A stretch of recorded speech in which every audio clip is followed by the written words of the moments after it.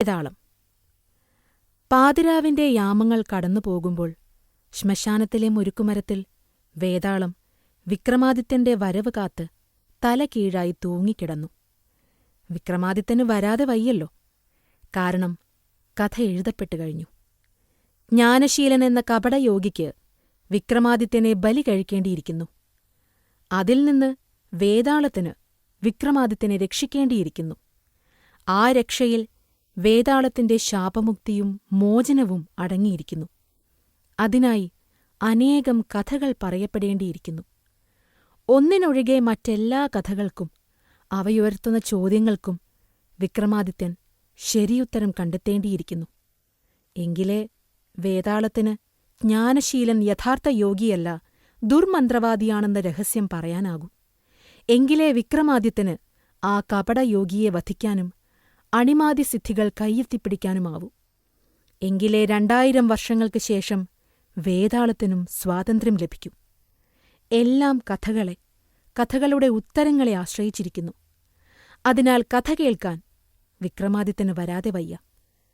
കഥയ്ക്ക് വേതാളത്തിന് മാത്രമല്ല, വിക്രമാദിത്യനെയും ആവശ്യമുണ്ട്. എഴുതപ്പെട്ടു കഴിഞ്ഞ കഥകളിലെ കഥാപാത്രങ്ങൾ ശരിക്കും നിസ്സഹായരാണ്. അവർക്ക് നിയതവൃത്തങ്ങളിൽ നിന്ന് പുറത്തു കടക്കണമെന്ന് വച്ചാൽ സാധിക്കുകയില്ല. പിന്നീടുള്ള ഏതെങ്കിലും ഒരു തലമുറയിലെ ഏതെങ്കിലും ഒരു കഥാകൃത്ത് വന്ന് കഥയൊന്ന് തിരിച്ചിടുകയോ ദിശ മാറ്റിവിടുകയോ ചെയ്യുമെന്ന പ്രതീക്ഷ മാത്രമാണ് പല കഥാപാത്രങ്ങൾക്കും കൈമുതൽ. വേതാളത്തിനും അങ്ങനെയൊരു പ്രതീക്ഷയില്ലാതില്ല. ഒരുത്തരാധുനിക പരീക്ഷണത്തിലൂടെ വിക്രമാദിത്യനും താനും റോളുകൾ കൈമാറുന്ന ആ നല്ല നാൾ വന്നുകൂടുന്നില്ല. അതോടെ താൻ 30 വർഷത്തെ ശ്മശാനവാസത്തിൽ നിന്ന് രക്ഷപ്പെടുകയായി. കത്തുന്ന ശവപ്പുകയ്ക്കും കരിയുന്ന മാംസത്തിനും പൊട്ടിത്തെറിക്കുന്ന എല്ലുകൾക്കും ആത്മാവിൽ ദരിദ്രരാകാത്ത മനുഷ്യർക്കുമിടയിൽ നിന്നൊരു മോചനം. ഇന്ന് വിക്രമാദിത്യന്റെ ചുമലിൽ ബന്ധിതനായി കിടക്കുന്നതിനു പകരം അന്ന് വിക്രമാദിത്യനെ ബന്ധിച്ചുകൊണ്ടുള്ള യാത്രകൾ. ശ്രീപരമേശ്വരന്റെ കഥകൾ മാറ്റിവച്ചിട്ട് സ്വന്തം കഥകൾ പറയാനുള്ള അസുലഭാവസരങ്ങൾ. വേതാളത്തിനും ഒരു നല്ല നാൾ വരാതിരിക്കില്ല. കഥകൾ ഉള്ളിൽ സൂക്ഷിക്കുന്ന ഒരാളെ സംബന്ധിച്ചിടത്തോളം സ്ഥിരം ശ്മശാനവാസം പ്രോത്സാഹജനകമല്ല. ജീവിതഗന്ധിയായ കഥകൾ പറയുവാനുള്ള അവസരങ്ങൾ അയാൾക്ക് നഷ്ടപ്പെടുന്നു. അത്തരമൊരു ദുർഘടാവസ്ഥയിലാണ് വേതാളമിപ്പോൾ. എന്നിട്ടും ഉള്ളിലെ കഥകളെ അമർത്തിപ്പിടിച്ച് വേതാളം വിക്രമാദിത്യന്റെ വരവ് കാത്തുകിടന്നു. കാത്തുകിടക്കുകയാണെങ്കിലും വിക്രമാദിത്യനെത്തിയാൽ ചെറുത്തു നിൽക്കുകയാണ് വേതാളത്തിന്റെ ധർമ്മം. അലൗകിക ശക്തികൾ പാഴ്മർത്യജന്മങ്ങൾക്ക് അത്രയെളുപ്പം വഴങ്ങരുതല്ലോ. വിക്രമാദിത്യൻ പാഴ്മർത്യനല്ലെങ്കിൽ പോലും ചെറുത്തു നിൽക്കണം. ഒരു മൽപ്പിടുത്തം വേണം. പടപട ശബ്ദത്തിൽ മരച്ചില്ലകൾ ഒടിയണം. അശാന്തി നിറഞ്ഞ ആത്മാക്കൾ കടവാവലുകളുടെ രൂപത്തിൽ പതറിപ്പറക്കണം. ആകാശത്ത് മേഘച്ചെരുവിൽ ഒറ്റ നക്ഷത്രം സ്തംഭിച്ചു നിൽക്കണം. അന്ത്യം നേരത്തെ തീരുമാനിച്ചു കഴിഞ്ഞ സംഘട്ടനത്തിനു ശേഷം വേതാളത്തിന് വിക്രമാദിത്യന് കീഴ്പ്പെടേണ്ടതുണ്ട്. ആ തോളിൽ കിടന്ന് കഥകൾ പറഞ്ഞുകൊണ്ട് സഞ്ചരിക്കേണ്ടതുണ്ട്. കഥകളുടെ അവസാനം ആളിനെ അപ്പോൾ തിരിച്ചറിഞ്ഞതുപോലെ അഭിനയിക്കേണ്ടതുണ്ട്. വേതാളത്തിനെല്ലാം കാണാപാഠമാണ്. ആവർത്തിച്ചാവർത്തിച്ച് മനഃപ്പാഠമാണ്. ഓരോ സമയവീജിക്കൊപ്പം, ഓരോ കാലഭേദത്തിനൊപ്പം, ഓരോ വായനക്കാരനും വായനക്കാരിക്കുമൊപ്പം വേതാളത്തിന് ഇതൊക്കെ ആവർത്തിച്ചല്ലേ പറ്റൂ. വിക്രമാദിത്യൻ ശരിക്കും മടുത്തു അല്ലേ? കഥ മുഴുവൻ അറിഞ്ഞുകഴിഞ്ഞാൽ സ്ഥിരം വെട്ടുചാലിലൂടെ വീണ്ടും വീണ്ടും നടക്കുക ദുസ്സഹം തന്നെ. എന്നാണിതിൽ നിന്ന് നമുക്കൊരു രക്ഷ? ഈ ശ്മശാനയാത്രയിൽ നിന്ന്, ഒരേ കഥകളുടെ ഒരേ ഉത്തരങ്ങളിൽ നിന്ന്, കാടാറുമാസം വീടാറുമാസമായ 2000 വർഷങ്ങളിൽ നിന്ന്, കാത്തിരിക്കുന്ന സന്താനവല്ലിമാരിൽ നിന്ന്, രസികരഞ്ജിനിമാരിൽ നിന്ന്? വേതാളം, അങ്ങയുടെ അനുവാദമുണ്ടെങ്കിൽ ഇത്തവണ നമ്മുടെ വിധി നമുക്ക് നിർണയിച്ചു നോക്കിയാലോ? വിക്രമാദിത്യൻ, നമ്മുടെ വിധാതാവ് തന്നെ മറ്റൊരാളല്ലേ, പിന്നെ എങ്ങനെ അത് സാധിക്കും? വേതാളം, ഒരു പരസ്പരധാരണയുടെ അടിസ്ഥാനത്തിൽ നമുക്ക് റോളുകളൊന്ന് കൈമാറിയാലോ? ഈ ശ്മശാനമരത്തിൽ ഇങ്ങനെ തല കീഴായി തൂങ്ങിക്കിടന്നെനിക്ക് മടുത്തു. എന്നെ ഈ നിലയിലാക്കിയ കഥകൾ ആവർത്തിച്ച് പറഞ്ഞെനിക്ക് മതിയായി. അങ്ങ് എന്റെ ഭാഗം അഭിനയിച്ചാലും. വിക്രമാദിത്യൻ: ഞാൻ പ്രശസ്ത പണ്ഡിതനായ വിദ്യാസാഗരന് കലിംഗരാജകുമാരി കലാവതിയിൽ പിറന്നവൻ. ജനനസമയത്ത് തന്നെ ചക്രവർത്തി ലക്ഷണങ്ങൾ പ്രദർശിപ്പിച്ച് ലോകത്തെ അതിശയിപ്പിച്ചവൻ. വെട്ടുചാലിൽ നിന്ന് വിടുതി കൊതിച്ചു പോകുന്നെങ്കിലും എനിക്ക് ശ്മശാനവാസിയാകാൻ ഒരു താൽപ്പര്യവുമില്ല. ചിതമണം ശ്വസിച്ചുകൊണ്ട് തല കീഴായി തൂങ്ങാൻ ഒട്ടും വയ്യ. എന്റെ ചക്രവർത്തിപ്പട്ടം നിനക്ക് തന്നിട്ട് നിന്റെ വേതാളസ്വത്വം ഞാൻ ഏറ്റെടുക്കുമെന്ന് കരുതിയോ നീ? ക്ഷമിക്കുക, എനിക്ക് നിന്നെ കീഴ്പ്പെടുത്തിയേ പറ്റൂ. വിരസമാണെന്നറിഞ്ഞു തന്നെ വെട്ടുചാലിലൂടെ നടന്നേ പറ്റൂ. ഒരു ദീർഘനിശ്വാസത്തോടെ വേതാളം വിക്രമാദിത്യന്റെ ചുമലിലേക്കൂർന്നിറങ്ങി. പതിവ് ബലപരീക്ഷണത്തിന്റെ അഭാവത്തിൽ വിക്രമാദിത്യൻ ഒന്ന് പതറിയെങ്കിലും അതിശയം ഭാവിക്കാതെ നടന്നു. വേതാളം കുപിതനാണെന്ന് അദ്ദേഹത്തിന് തോന്നി. ജീവിതം എത്ര വിരസമായാലും ആരെങ്കിലും വേതാളമായി ഒരു മാറ്റത്തിന് ശ്രമിക്കുമോ? കൈമാറ്റങ്ങൾ എപ്പോഴും തനിക്ക് ഗുണകരമാവണമെന്ന് വിശ്വസിക്കുന്നയാളായിരുന്നു വിക്രമാദിത്യൻ. ആ ചുമലിൽ മൗനിയായി കിടന്ന് വേതാളം ഓർത്തത് ശ്രീപരമേശ്വരൻ ശ്രീപാർവതിക്ക് പറഞ്ഞുകൊടുത്ത കഥകൾ പടച്ചോറെടുക്കാൻ മഠപ്പള്ളിയിലെത്തിയ താൻ കേൾക്കേണ്ടി വന്ന ശബ്ദനിമിഷത്തെയായിരുന്നു. തന്റെ ഭാര്യ അത് ലോകം മുഴുവൻ പ്രക്ഷേപണം ചെയ്തത് കാരണം ശിവകോപം തന്റെ മേൽ പതിഞ്ഞു. താൻ വേതാളമായി. പക്ഷേ ഒരർത്ഥത്തിൽ നോക്കിയാൽ ഭാര്യ എന്ത് തെറ്റാണ് ചെയ്തത്? കഥകൾ പറയപ്പെടാനുള്ളവയാണ്. അവയ്ക്ക് അനുവാചകരെയും ആസ്വാദകരെയും നിരൂപകരെയും ആവശ്യമാണ്. ഒരു കലാരൂപത്തിന്റെ ഉൾവിളി കേൾക്കുകയും അതിന്റെ പ്രചരണത്തിനാവശ്യമായതൊക്കെ ചെയ്യുകയും മാത്രമേ അവൾ ചെയ്തിട്ടുള്ളൂ. അത് ഏറ്റവും നല്ലൊരു പ്രവൃത്തിയായി കാണാവുന്നതാണ്. ശ്രീപരമേശ്വരൻ ഇത്ര കോപിഷ്ഠനാകേണ്ട യാതൊരു കാര്യവുമില്ല. കലിയുഗത്തിൽ ഓരോ കഥാകാരനും സ്വന്തം പ്രചരണോപാധികളുണ്ടാകുമെന്നാണ് കേട്ടിട്ടുള്ളത്. സ്വന്തം ഏജന്റുമാർ, സ്വന്തം മാനേജർമാർ, സ്വന്തം വിവർത്തകർ, സ്വയം സമ്മാനിക്കുന്ന അവാർഡുകൾ. അത്രയൊന്നും ദൂരം തന്റെ ഭാര്യ പോയില്ലല്ലോ. അവൾ പ്രചരിപ്പിച്ചത് സ്വയം എഴുതിയതോ ഭർത്താവെഴുതിയതോ ആയ കഥകൾ പോലുമല്ല. അല്ലെങ്കിലും അത്ര വിശ്വോത്തരമായ കഥകളൊന്നുമല്ല ദേവാധിദേവൻ പ്രിയതമയ്ക്ക് പറഞ്ഞുകൊടുത്തത്. പലതും ഒരു വേതാളത്തിനു പോലും പറയാൻ മടി തോന്നുന്നവ. ലോകദൃഷ്ടിയിൽ നിന്ന് അവ മറച്ചു പിടിക്കേണ്ട ആവശ്യം കഥാകാരന് തോന്നിയെങ്കിൽ അതിനൊരു കാരണം ആത്മവിശ്വാസക്കുറവ് തന്നെയാകണം. വേതാളം ചെറുതായൊന്ന് നടുങ്ങി. ആരെയാണ് താൻ ആത്മവിശ്വാസക്കുറവുള്ള കഥാകാരനെന്നൊക്കെ പറയുന്നത്? ഏറ്റവും വലിയ കഥാകാരനല്ലയോ അവൻ? വേതാളത്തിന്റെ നടുക്കം ചുമലിൽ അനുഭവപ്പെട്ട വിക്രമാദിത്യൻ ചോദിച്ചു. തുടങ്ങരുതോ? 20 കഥകൾ പറഞ്ഞു തീർക്കാനുണ്ട്. 20 തവണ അങ്ങോട്ടും ഇങ്ങോട്ടും ഓടാനുണ്ട്. 20 പ്രാവശ്യം നിന്നെ പിടിച്ചെടുക്കേണ്ടതുണ്ട്. പിന്നെ 21ാമതായി നിന്റെ കഥയും കേൾക്കണം. എന്നിട്ടേ എനിക്ക് എന്റെ കഥയിലേക്ക് പ്രവേശിക്കാനാവൂ. 3. ഒന്നാം കഥ പത്മാവതി. വേതാളം പറഞ്ഞു തുടങ്ങി. പ്രഭോ, ഈ അടുത്ത കാലത്ത് നടന്ന കഥയാണിത്. ഒരു സാധാരണ രാജ്യം, പുറമേ ജനാധിപത്യ വ്യവസ്ഥിതിയുള്ളത്. പേരെന്തുമാകാം, എങ്കിലും സൗകര്യത്തിന് നമുക്ക് ദേവപുരം എന്ന് വിളിക്കാം. വിക്രമാദിത്യൻ: നിർത്തൂ വേതാളമേ, നീ എന്തിന് ജനാധിപത്യ വ്യവസ്ഥിതിയിലേക്കൊക്കെ പോകുന്നു? നീ ആധുനിക കഥാകൃത്താകുവാൻ തീരുമാനിച്ചോ? വേതാളം: വിക്രമാദിത്യ രാജാവേ, വെട്ടുചാലിലൂടെയുള്ള പ്രയാണം അടുത്തെന്ന് നമ്മൾ രണ്ടാളും സമ്മതിച്ചല്ലോ. റോൾ മാറ്റം അങ്ങേക്ക് സ്വീകാര്യമല്ലതാനും. അതുകൊണ്ട് നിരുപദ്രവകരമായ ഒരു ചെറിയ വ്യതിയാനത്തിന് അനുമതി തന്നാലും. ഏതായാലും നമുക്ക് കഥകൾ പറഞ്ഞേ തീരൂ. ഒറിജിനൽ കഥയുമായുള്ള ഇഴബന്ധം സൂക്ഷിച്ചുകൊണ്ട് തന്നെ നമുക്ക് ചെറിയ തോതിലൊരു മാറ്റം പരീക്ഷിച്ചു നോക്കിയാലോ? വിക്രമാദിത്യൻ ചിന്താപൂർവം: കുഴപ്പമില്ലെന്നു തോന്നുന്നു. ഏതായാലും ആദ്യത്തെ കഥ എങ്ങനെ വരുന്നുവെന്ന് നോക്കാം. എന്നിട്ട് നമുക്ക് ബാക്കി തീരുമാനിക്കാം. വേതാളം: ഈ കഥ ഞാൻ 20ാം നൂറ്റാണ്ടിന്റെ ഉത്തരാർദ്ധത്തിലേക്ക് കൊണ്ടുപോകുകയാണ്. നായികയായ പത്മാവതി ദേവപുരത്തെ മുഖ്യമന്ത്രിയുടെ ഏകമകൾ. ഏതോ വനിതാ കോളേജിൽ പഠിക്കുന്നു എന്നനുമാനിക്കുന്നതിൽ തെറ്റില്ല. ഒരു കോഫി ഹൗസിൽ കൂട്ടുകാരിയോടൊപ്പമിരുന്ന് ഐസ്ക്രീം കഴിക്കുന്നതിനിടയിൽ അടുത്ത മേശയിൽ തന്റെ ശ്രദ്ധയാകർഷിക്കുവാൻ വാനരചാബല്യങ്ങൾ കാട്ടുന്ന ഒരു യുവാവിനെയും സുഹൃത്തിനെയും കാണുന്നു. വിക്രമാദിത്യൻ: നിന്റെ കഥാരീതിയിലെ വ്യതിയാനത്തോടൊപ്പം ഞാൻ എന്റെ ആസ്വാദനക്ഷമതയും സിദ്ധാന്തജടിലമായ 20ാം നൂറ്റാണ്ടിലേക്ക് പറിച്ചു നട്ടിരിക്കുന്നു. അതുകൊണ്ട് പറയട്ടെ പ്രിയ വേതാളമേ, സംഗതി പൈങ്കിളിയിലേക്കാണല്ലോ പോക്ക്. വേതാളം: ആത്യന്തികമായി എല്ലാ കഥകളും പൈങ്കിളി തന്നെ ആകുന്നു പ്രഭോ.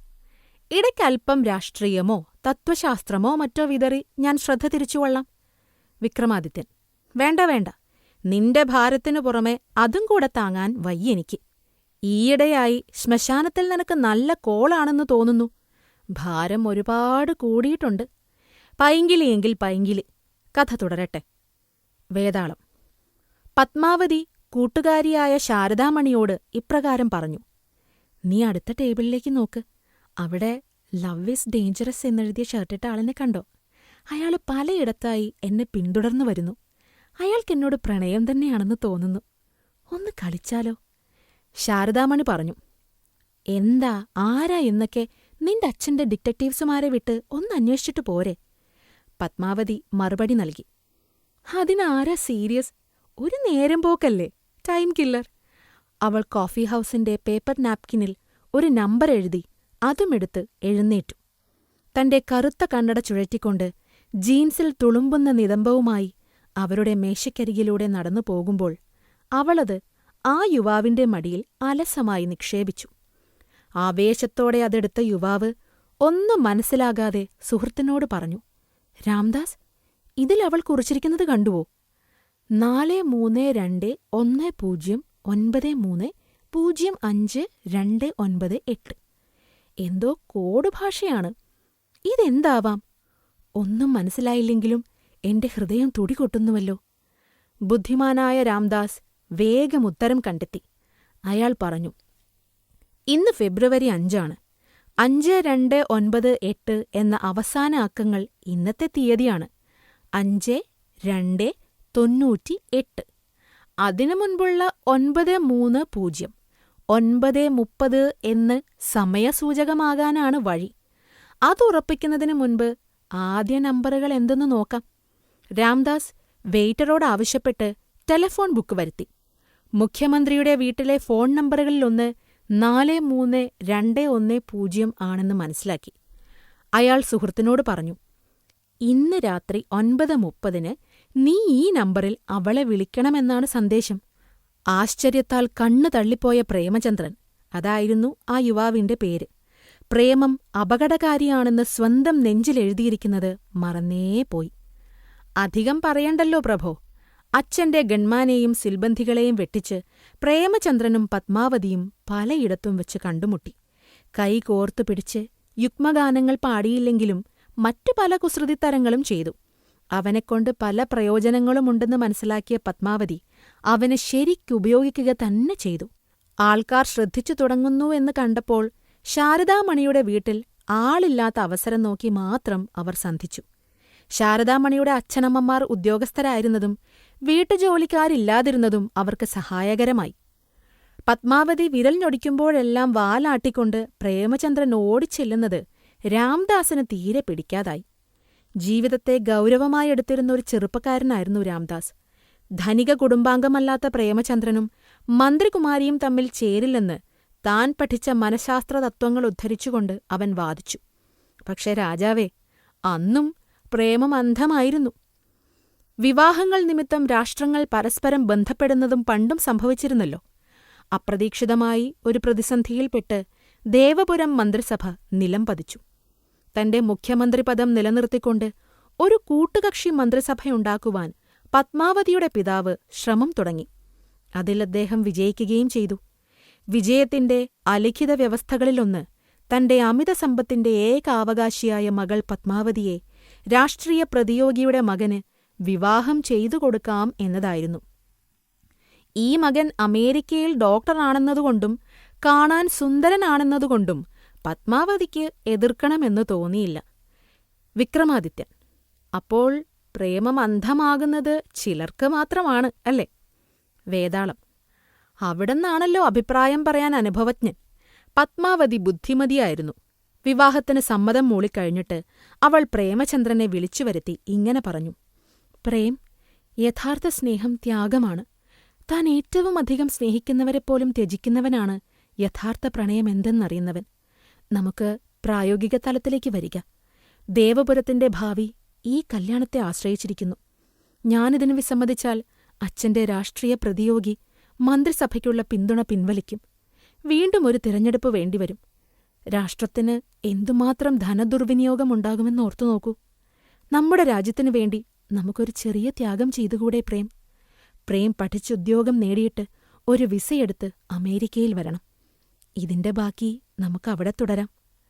ആകെ നിരാശനായ പ്രേമചന്ദ്രൻ വിരഹഗാനവും പാടി മദ്യപാനത്തിലേക്ക് കടക്കുന്നത് രാംദാസ് കത്തുന്ന രോഷത്തോടെ കണ്ടു. പത്മാവതിയെ അതിബുദ്ധി കാണിക്കാൻ സമ്മതിക്കില്ലെന്നും ഈ കല്യാണം താൻ മുടക്കുമെന്നും അയാൾ പ്രേമചന്ദ്രന്റെ മദ്യഗ്ലാസിൽ പിടിച്ച് സത്യം ചെയ്തു. അതിഗൂഢമായി അയാളൊരു പ്ലാൻ തയ്യാറാക്കി. അത് പ്രേമചന്ദ്രനോടും ശാരദാമണിയോടും ചർച്ച ചെയ്ത് വിശദാംശങ്ങൾ ഉറപ്പിച്ചു. അതിൻപ്രകാരം പ്രേമചന്ദ്രൻ തകർന്നവശനായ കാമുകന്റെ ഭാവത്തിൽ പത്മാവതിയെ സമീപിച്ച് ഇപ്രകാരം അപേക്ഷിച്ചു: നിന്നോടൊത്തു ജീവിക്കാനുള്ള മഹാഭാഗ്യം നിഷേധിച്ചുകൊള്ളുക. പക്ഷേ ആദ്യമായി നിന്നെ അറിഞ്ഞവൻ, അനുഭവിച്ചവൻ എന്ന കനിവെങ്കിലും എനിക്ക് നൽകുകയില്ലേ? അതിന്റെ ഓർമ്മയിൽ ഈ ജീവിതം മുഴുവൻ ഞാൻ കഴിച്ചുകൊള്ളാം. പത്മാവതിയുടെ ഹൃദയമലിഞ്ഞു. ബുദ്ധിമതിയായ അവൾ അമേരിക്കയിലെ തന്റെ ഭാവി വരന് കന്യാചർമ്മം വലിയ പ്രശ്നമാകാനിടയില്ല എന്നും തന്റെ പ്രവൃത്തിക്ക് രാഷ്ട്രീയ പ്രത്യാഘാതങ്ങളുണ്ടാകുവാനുള്ള സാധ്യത ഒട്ടുമില്ല എന്നും കണക്കുകൂട്ടി. മാത്രവുമല്ല, പ്രേമചന്ദ്രന്റെ ആരോഗ്യദൃഢഗാത്രത്തെ അവൾക്കിഷ്ടവുമായിരുന്നു. അങ്ങനെ അവർ തമ്മിൽ ബന്ധപ്പെട്ടു. വിക്രമാദിത്യൻ: വേതാളമേ, കഥ ഇങ്ങനെ ഡോക്യുമെന്ററി രീതിയിൽ പോകുന്നതിന് പകരം അവശ്യം വർണ്ണനയുമാകാം. വേതാളം: ആകാമായിരുന്നു. പക്ഷേ 20 കഥകൾ, 20 തിരിഞ്ഞോട്ടങ്ങൾ, 20 മൽപ്പിടുത്തങ്ങൾ, കീഴടങ്ങലുകൾ, 21ാമതായി എന്റെ കഥ. ഇത്രയും കാത്തു നിൽപ്പുണ്ടെന്ന് മറക്കണ്ട. അതുകൊണ്ടാണ് ഞാൻ തികച്ചും വസ്തുനിഷ്ഠമായി കഥ പറഞ്ഞു പോകുന്നത്. കേൾക്കുക. ശാരദാമണിയുടെ കിടക്കമുറിയിൽ വച്ച് ലഹരിയുടെ പാരമ്യത്തിൽ രാംദാസിന്റെ ഉപദേശമനുസരിച്ച് പ്രേമചന്ദ്രൻ പത്മാവതിയുടെ ഇടത്തെ മാറിടത്തിൽ 3 ദന്തക്ഷതങ്ങളേൽപ്പിച്ചു. പത്മാവതി എതിർത്തില്ല എന്നത് പ്രത്യേകം ശ്രദ്ധിക്കേണ്ടതാണ്. പ്രിയതമന്റെ നിത്യസ്മാരകങ്ങളായി അവയെ അമേരിക്കയിലേക്ക് കൊണ്ടുപോകാം എന്നൊരുപക്ഷെ അവൾ വിചാരിച്ചു കാണണം. ഇനി എന്ത് സംഭവിച്ചു എന്നത് നമുക്കൂഹിക്കാവുന്നതേയുള്ളൂ.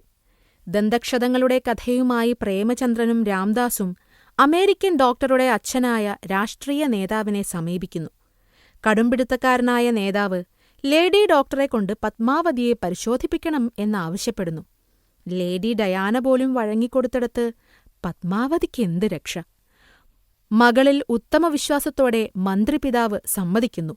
ഡോക്ടർ രഹസ്യമായി രാഷ്ട്രീയ നേതാവിനോട് ദന്തക്ഷത വാർത്ത ശരിവയ്ക്കുന്നു. കൂട്ടകക്ഷി മന്ത്രിസഭ നിലംപതിക്കുന്നു. രാജാവേ, ഈ കഥയിൽ പ്രായോഗിക ബുദ്ധി ഏറ്റവും കൂടുതലുള്ള കഥാപാത്രം ആരാണെന്ന് അങ്ങ് പറയും? ഇതാണ് അങ്ങയോടുള്ള ചോദ്യം. ഉത്തരം തെറ്റിയാൽ അങ്ങ് വേതാളത്തിന് ഭക്ഷണമായിത്തീരും. വിക്രമാദിത്യൻ ആലോചനാപൂർവം: വേതാളമേ, ഈ കഥയിൽ ഏറ്റവുമധികം പ്രായോഗിക ബുദ്ധി പത്മാവതിയുടെ സുഹൃത്ത് ശാരദാമണിക്കാണെന്ന് ഞാൻ പറയും. കഥയിൽ അകപ്പെട്ടു പോയെങ്കിലും കഥ തന്നെ സ്പർശിക്കാതെ മാറി നിൽക്കുവാൻ അവൾക്ക് കഴിഞ്ഞല്ലോ. വേതാളം ഉറക്കെ അട്ടഹസിച്ചുകൊണ്ട് വിക്രമാദിത്യന്റെ ചുമലിൽ നിന്നുയർന്ന് അന്തരീക്ഷത്തിലൂടെ പറന്നുകൊണ്ട് ശ്മശാനത്തിലെ തന്റെ മുരുക്കുമരത്തിലേക്ക് തിരിച്ചുപോയി. നാശം എന്ന് പെറുപിറുത്തുകൊണ്ട് വിക്രമാദിത്യൻ പിന്നാലെ ഓടി. വിക്രമാദിത്യന് പറക്കാനാവുമായിരുന്നില്ല. 2ാം കഥ: മാറിപ്പോയ തലകൾ. വളരെ ചെറിയ, സിംബോളിക്കുമാത്രമായ ഒരു മൽപ്പിടുത്തത്തിനു ശേഷം വേതാളം വിക്രമാദിത്യന് കീഴടങ്ങി. അദ്ദേഹത്തിന്റെ തോളിൽ വിധേയനായി കിടന്ന് വേതാളം 2ാമത്തെ കഥ പറഞ്ഞു തുടങ്ങി. വേതാളം: ഈ കഥ തുടങ്ങുന്നത് ഒരു ഉത്സവപ്പറമ്പിലാണ്, അവസാനിക്കുന്നത് ഉത്സവമില്ലാ അമ്പലപ്പറമ്പിലും.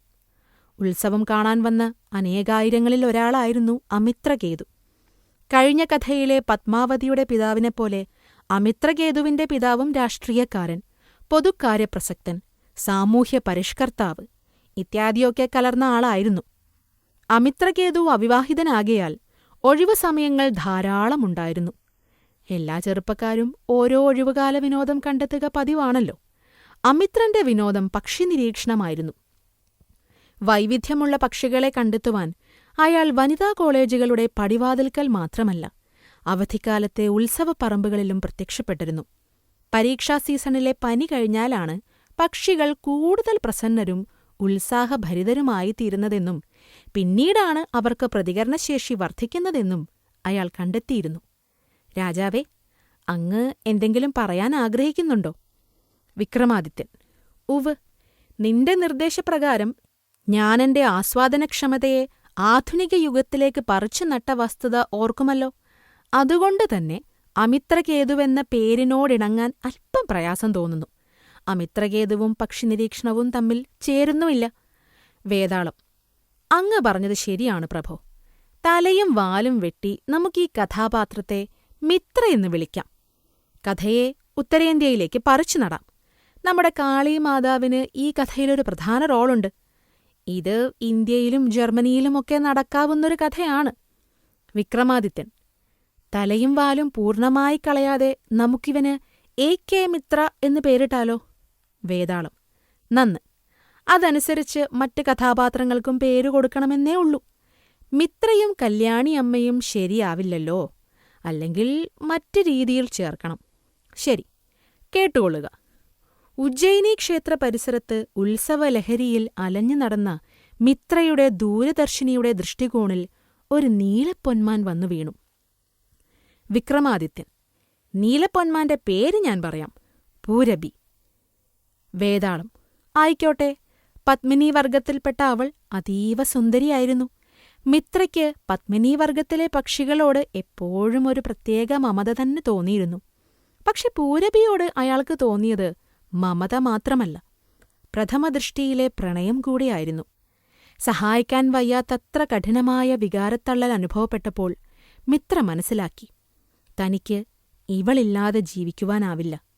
ജന്മാന്തരങ്ങളിലെ ഇണയെ ഈ ജന്മത്തിൽ തിരിച്ചറിയുമ്പോഴനുഭവപ്പെടുന്ന വികാരവൈവശ്യമായിരുന്നു മിത്രയ്ക്ക്. മിത്ര കുറച്ചടുത്ത് ചെന്ന് നിരീക്ഷിച്ചപ്പോൾ കണ്ടു, അവൾ തനിച്ചല്ല, ഒരു കൂട്ടുകാരിയും കൂടെയുണ്ട്. കൂട്ടുകാരി സൗന്ദര്യത്തിൽ അത്ര വരില്ലെങ്കിലും എന്തോ ഒരു ആകർഷകത്വമൊക്കെ അവൾക്കുമുണ്ട്. വലിയ കണ്ണും ഒതുങ്ങിയ അരയും നല്ല പല്ലുകളുമൊക്കെ കൂടി അവളെയും ഒരു കൊച്ചു സുന്ദരിയാക്കിയിരുന്നു. ശംഖിനി വർഗമെന്ന് മിത്ര കണക്കുകൂട്ടി. രാജാവേ, കഴിഞ്ഞ കഥ വസ്തുനിഷ്ഠമായി പറഞ്ഞു കളഞ്ഞെന്ന പരാതി കൊണ്ടാണ് ഇത്തവണ ഞാൻ സംഗതികളെ അല്പം നിറം ചേർത്ത് വിളമ്പുന്നത്. കുഴപ്പമില്ലല്ലോ? വിക്രമാദിത്യൻ: ഇത്രയുമൊക്കെ വേണം വേതാളമേ. വർണ്ണന ഒരുപാട് കൂടിപ്പോയാൽ സമയം തെറ്റിപ്പോകുകയും നിന്നെയും കൊണ്ട് യോഗിയുടെ അരികിൽ സമയത്തിനെത്താൻ കഴിയാതെയാകുകയും ചെയ്യും. വർണ്ണന അല്പം കൂടുതൽ വേണ്ടിടത്ത് ഞാൻ പറയാം. ആട്ടെ, കൊച്ചു സുന്ദരിയുടെ പേരെന്താണ്? വേതാളം: പേരിടൽ കർമ്മം ഈ കഥയിൽ അങ്ങ് തന്നെ നിർവഹിക്കുക. വിക്രമാദിത്യൻ: പാർവതി എന്നായാലോ? വേതാളം: നന്നായി ചേരും. മിത്ര അടുത്തു ചെന്ന് അവരുടെ സംഭാഷണം ശ്രദ്ധിച്ചപ്പോൾ മനസ്സിലായി, പൂരബിയും പാർവതിയും സഹോദരിമാരാണ്. അവർ അടുത്ത ഗ്രാമത്തിലെ ക്ഷുരകന്റെ മക്കളാണ്. മിത്ര വല്ലാതെ നടുങ്ങുകയും നിരാശപ്പെടുകയും ചെയ്തു. കാരണം ഉന്നത കുലജാതനായ മിത്രയ്ക്ക് നല്ലവണ്ണം അറിയാം, ഒരു ക്ഷുരകന്റെ മകളെ വിവാഹം കഴിക്കുവാൻ തന്റെ മാതാപിതാക്കൾ ഒരു കാലവും അനുവാദം തരികയില്ല. ഉന്നതകുലത്തിലെങ്ങും ഇത്ര ആകർഷകയായൊരു പെണ്ണ് ഉണ്ടാവാനും വഴിയില്ല. മിത്ര നിസ്സഹായനാകാൻ മറ്റൊരു കാരണം കൂടെയുണ്ട്. വിദ്യാർത്ഥി ജീവിതകാലം പോലും പക്ഷിനിരീക്ഷണത്തിന് ചെലവഴിച്ചതിനാൽ അച്ഛനെ ആശ്രയിക്കാതെ അയാൾക്ക് കഴിയാനാവില്ല. ഏതായാലും രക്തം രക്തത്തെ തിരിച്ചറിഞ്ഞ സ്ഥിതിക്ക് സുന്ദരിയെ പരിചയപ്പെടാൻ തന്നെ അയാൾ തീരുമാനിച്ചു. അയാൾ അവളോട് പറഞ്ഞു, ഹേ സുന്ദരി, നിന്നെ കണ്ട മാത്രയിൽ ഞാൻ പ്രണയപരവശനായിരിക്കുന്നു. എന്റെ പേര്... സുന്ദരി പൂരിപ്പിച്ചു. AK മിത്ര. അതെങ്ങനെ അറിയാമെന്ന് മിത്ര അതിശയം കൂറി. ഇളയവൾ പറഞ്ഞു, മഹാശയ, ഞാൻ പാർവതി. ഇവളെന്റെ ചേച്ചിയായ പൂരബി. ഉത്സവക്കൂട്ടത്തിൽ അങ്ങയെ കണ്ട് കാമപരവശയായ ഇവൾക്കു വേണ്ടി ഞാൻ അങ്ങയുടെ എല്ലാ വിവരങ്ങളും ശേഖരിച്ചു കൊടുത്തു കഴിഞ്ഞു. ഞങ്ങൾ ജാതിയിൽ താഴ്ന്നവരായതുകൊണ്ട് ഇവളോട് മനസ്സിലെ ആഗ്രഹം ഉപേക്ഷിക്കാൻ ഞാൻ പറഞ്ഞിട്ടുണ്ട്. പൂരബി വിവശമെങ്കിലും ദൃഢമായ സ്വരത്തിൽ പറഞ്ഞു, ആഗ്രഹം സാധിക്കാതെ വന്നാൽ മരിച്ചു കളയുമെന്ന് ഞാനും പറഞ്ഞിട്ടുണ്ട്. മിത്ര ഒരേ സമയം സന്തോഷവും സന്താപവും കൊണ്ട് സ്തംഭിച്ചു നിന്നുപോയി. തിരക്കിൽ നിന്ന് മാറി നിന്ന് അവർ ഭാവി ചർച്ച ചെയ്തു. പാർവതി ഒരുപായം മുന്നോട്ടുവച്ചു. മിത്രജ്യേഷ്ഠ, ഉജ്ജയിനിയിലെ കാളീമാതാവ് അതീവ ശക്തിശാലിയല്ലേ? അങ്ങ് അമ്മയോട് പ്രാർത്ഥിക്കുക, അമ്മ വഴി കാണിച്ചു തരും. മിത്ര ഉഗ്രരൂപിണിയായ കാളീമാതാവിനു മുന്നിൽ പ്രതിജ്ഞയെടുത്തു. അമ്മേ, പൂരബിയെ വിവാഹം കഴിക്കാനായില്ലെങ്കിൽ ഞാൻ നിന്റെ മുന്നിൽ തലയറുത്തു മരിക്കും. കാളീമാതാവ് ചോദിച്ചു. വിവാഹം കഴിച്ചാലോ? അറിയാതെ മിത്ര പറഞ്ഞു. വിവാഹം കഴിച്ചാലും അതുതന്നെ ചെയ്യും. തന്റെ വികട സരസ്വതി ഓർത്ത് മിത്ര നടുങ്ങി. തൽക്കാലം ഇത് പെൺകുട്ടികളോട് പറയേണ്ട എന്നയാൾ തീരുമാനിച്ചു. വിക്രമാദിത്യൻ, വേതാളമേ, പ്രതിജ്ഞയിലെ മാറ്റം എനിക്കിഷ്ടമായി. ഒറിജിനൽ കഥയിലെ വിഡ്ഢി പ്രേയസിയെ വിവാഹം കഴിച്ചാൽ തന്റെ ജീവിതം ഹോമിച്ചുകൊള്ളാമെന്ന് പ്രതിജ്ഞ ചെയ്തത് എനിക്കുൾക്കൊള്ളാനേ കഴിഞ്ഞിട്ടില്ല. വിവാഹം കഴിഞ്ഞാലുടനെ ചാകാനാണെങ്കിൽ പിന്നെ എന്തിനു വിവാഹം? കുറച്ചു നേരത്തെ പോയി തലയെറുത്താൽ ആ പെണ്ണെങ്കിലും രക്ഷപ്പെടുമല്ലോ. വേതാളം, അതാണ് ഞാനും ആലോചിച്ചത്. അതുകൊണ്ടാണ് ഞാനൊരു വികട സരസ്വതിയെ കൂട്ടുപിടിച്ചത്. നാവു പിഴച്ച് അബദ്ധങ്ങൾ വിളമ്പുക സർവ്വസാധാരണമല്ലേ? കഥ തുടരട്ടെ. ഉത്സവ സീസണിലാകെ മിത്ര പൂരബിയോടൊപ്പം കറങ്ങി നടന്നു. ബുദ്ധിശാലിയായ പാർവതി അവസരങ്ങൾക്ക് മറയൊരുക്കി മാറി നടന്നു. ഉത്സവക്കൊടിയിറങ്ങിയപ്പോൾ മിത്ര സമ്മാനിച്ച 1 ഡസൻ ചുവന്ന കുപ്പിവളകളുമായി അവർ തങ്ങളുടെ ഗ്രാമത്തിലേക്ക് പോയി. 41 നാൾക്കുള്ളിൽ വിവാഹം കഴിച്ചുകൊള്ളാമെന്ന മിത്രയുടെ വാക്കും അവർ കൂടെ കൊണ്ടുപോയി. മിത്ര എന്തു ചെയ്യണമെന്നറിയാതെ സ്വഗൃഹത്തിൽ ഊണും ഉറക്കവും കുറഞ്ഞ് മെലിഞ്ഞു വന്നു. പിതാവിനോടിക്കാര്യം തുറന്ന് സംസാരിക്കാൻ ധൈര്യം പോരാ. സ്വത്തിൽ അവകാശം നിഷേധിച്ച് ഇറക്കിവിട്ടാൽ തെണ്ടുകയേ വഴിയുള്ളൂ എന്നയാൾക്കറിയാം. അങ്ങനെയൊരു സ്ഥിതി വന്നാൽ വിഷമിക്കേണ്ടി വരില്ലെന്ന് പൂരബി പ്രണയപുരസ്സരം അയാളോട് പറഞ്ഞിരുന്നു. തന്റെ പിതാവിന്റെ കയ്യിൽ നിന്ന് ക്ഷുരകക്കത്തി ഏറ്റുവാങ്ങി ഗ്രാമത്തിലൊരു മുടിവെട്ട് കട തുറന്നാൽ അന്തസ്സായി ജീവിക്കാമല്ലോ എന്നും അവൾ പറഞ്ഞു. പക്ഷെ നിരീക്ഷകന് ക്ഷുരകക്കത്തിയോട് പ്രതിപത്തി എങ്ങനെ ഉണ്ടാകുവാനാണ്? പൂരബിയെ മറക്കാമെന്നു വച്ചാൽ ലക്ഷണയുക്തമായ അവളുടെ പത്മിനീ വിഗ്രഹം ഒരു നിമിഷമെങ്കിലും മനസ്സിൽ നിന്ന് മറഞ്ഞിട്ട് വേണ്ടേ? കാളീമാതാവിനെ പ്രാർത്ഥിച്ചുകൊണ്ട് അയാൾ ദിനങ്ങൾ തള്ളി നീക്കി. രാജാവേ, ദേവിയുടെ ശക്തി അപാരം തന്നെ. ഒരു സുപ്രഭാതത്തിൽ മിത്രയുടെ പിതാവ് അഖില ഭാരത മിശ്ര വിവാഹ സംഘത്തിന്റെ പ്രസിഡന്റായി അവരോധിതനാകുന്നു. പാർലമെന്റ് തിരഞ്ഞെടുപ്പ് ആസന്നമാകയാൽ ഒരു ടിക്കറ്റ് കിട്ടാൻ വേണ്ടി തന്റെ നേതൃഗുണങ്ങളും ആദർശവും ഉയർത്തിക്കാട്ടാൻ അയാൾ നിർബന്ധിതനാകുന്നു. മിത്ര ഈ അവസരം ശരിയായി വിനിയോഗിച്ചതിന്റെ ഫലമായി അയാളും പൂരബിയുമായുള്ള വിവാഹം മംഗളമായി നടക്കുന്നു. നീണ്ട 6 മാസക്കാലത്തെ മധുവിധുവിനു ശേഷം നവദമ്പതികൾ പൂരബിയുടെ ഗ്രാമത്തിൽ നിന്ന് ഉജ്ജയിനിയിലേക്ക് യാത്രയായി. കൂടെ പാർവതിയും ഇറങ്ങി തിരിച്ചു. കാളീക്ഷേത്ര നടയിൽ ബസ് ഇറങ്ങിയപ്പോൾ മിത്രയ്ക്ക് തന്റെ പ്രതിജ്ഞ ഓർമ്മ വന്നു. അത് നിറവേറ്റിയില്ലെങ്കിൽ ഉണ്ടാകുന്ന ഭയങ്കരമായ ഭവിഷ്യത്തുകൾ മറ്റുള്ളവരുടെ അനുഭവങ്ങളിൽ നിന്ന് അയാൾക്കറിയാം. പോരെങ്കിൽ പൂരബിക്ക് ഗർഭാരംഭവുമാണ്. കാളി പ്രതികാരദേവതയായാൽ മഹാപിശകാണ്. മിത്ര പൂരബിയെ മാറ്റി നിർത്തി അവളോട് തന്റെ വികട സരസ്വതിയെക്കുറിച്ച് പറഞ്ഞു. പൂരബി ഒന്നാലോചിച്ചിട്ട് പറഞ്ഞു. തലമുറകളായി കാളീമാതാവിനെ പൂജിച്ചു കഴിയുന്നു ഞങ്ങൾ. ദേവി ഞങ്ങൾക്ക് പെറ്റമ്മയേക്കാൾ വലുതാണ്. മകൾക്ക് വൈധവ്യദുഃഖം വരാൻ ഒരമ്മയും കാരണക്കാരിയാകില്ലല്ലോ. ഞാൻ ഉള്ളിൽ പോയി പ്രാർത്ഥിച്ച് അങ്ങയെ പ്രതിജ്ഞാമുക്തനാക്കാം. ഇവിടെ നിന്നാൽ മതി. പാർവതിക്ക് കുടിക്കാനെന്തെങ്കിലും വാങ്ങിക്കൊടുക്കൂ. ഞാനിതാ വരുന്നു. മിത്ര പാർവതിയെയും കൂട്ടി സർബത്ത് കടയിലേക്ക് നടക്കുമ്പോൾ പൂരബി തിരക്കിട്ട് ക്ഷേത്രത്തിനുള്ളിലേക്ക് ചെന്നു. ഉഗ്രരൂപിണിയായി നിൽക്കുന്ന ദേവിയോട് അവൾ ഇപ്രകാരം പറഞ്ഞു. അമ്മേ, ധർമ്മിഷ്ഠനായ എന്റെ ഭർത്താവ് സ്വന്തം പ്രതിജ്ഞ പാലിക്കുന്നതിൽ ഉത്സുകനാണ്. പക്ഷേ അദ്ദേഹമില്ലാതെ എനിക്ക് ജീവിക്കാനാകില്ല. അച്ഛനില്ലാത്ത കുട്ടിയെ പ്രസവിച്ചു വളർത്താൻ വയ്യ. അതുകൊണ്ട് അദ്ദേഹത്തിനു പകരം എന്നെ കൈക്കൊള്ളണേ. ഇത്രയും പറഞ്ഞ് പൂരബി പ്രതിഷ്ഠയ്ക്ക് സമീപമുണ്ടായിരുന്ന വാളെടുത്ത് സ്വന്തം ശിരസ് വെട്ടി മരിച്ചു.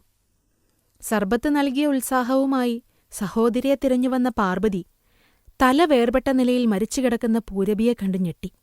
അവൾ ഇപ്രകാരം വിചാരിച്ചു.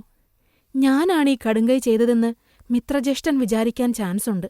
സംശയം ചുമത്തി പോലീസ് അറസ്റ്റ് ചെയ്യുകയും കോടതി കയറിയിറങ്ങുകയും ഒക്കെ ചെയ്യുന്ന മാനക്കേടോർത്താൽ മരണം എത്രയോ ഭേദം. അവൾ അതേ വാളെടുത്ത് സ്വന്തം തല അറുത്തെറിഞ്ഞു. കുറേ നേരം കാത്തുനിന്ന് മടുത്തപ്പോൾ മിത്രയും ക്ഷേത്രത്തിനുള്ളിലേക്ക് വന്നു. ദാരുണമായ കാഴ്ച കണ്ട് അയാൾ കാളീമാതാവിനെ ഭർത്സിക്കുവാൻ തുടങ്ങി.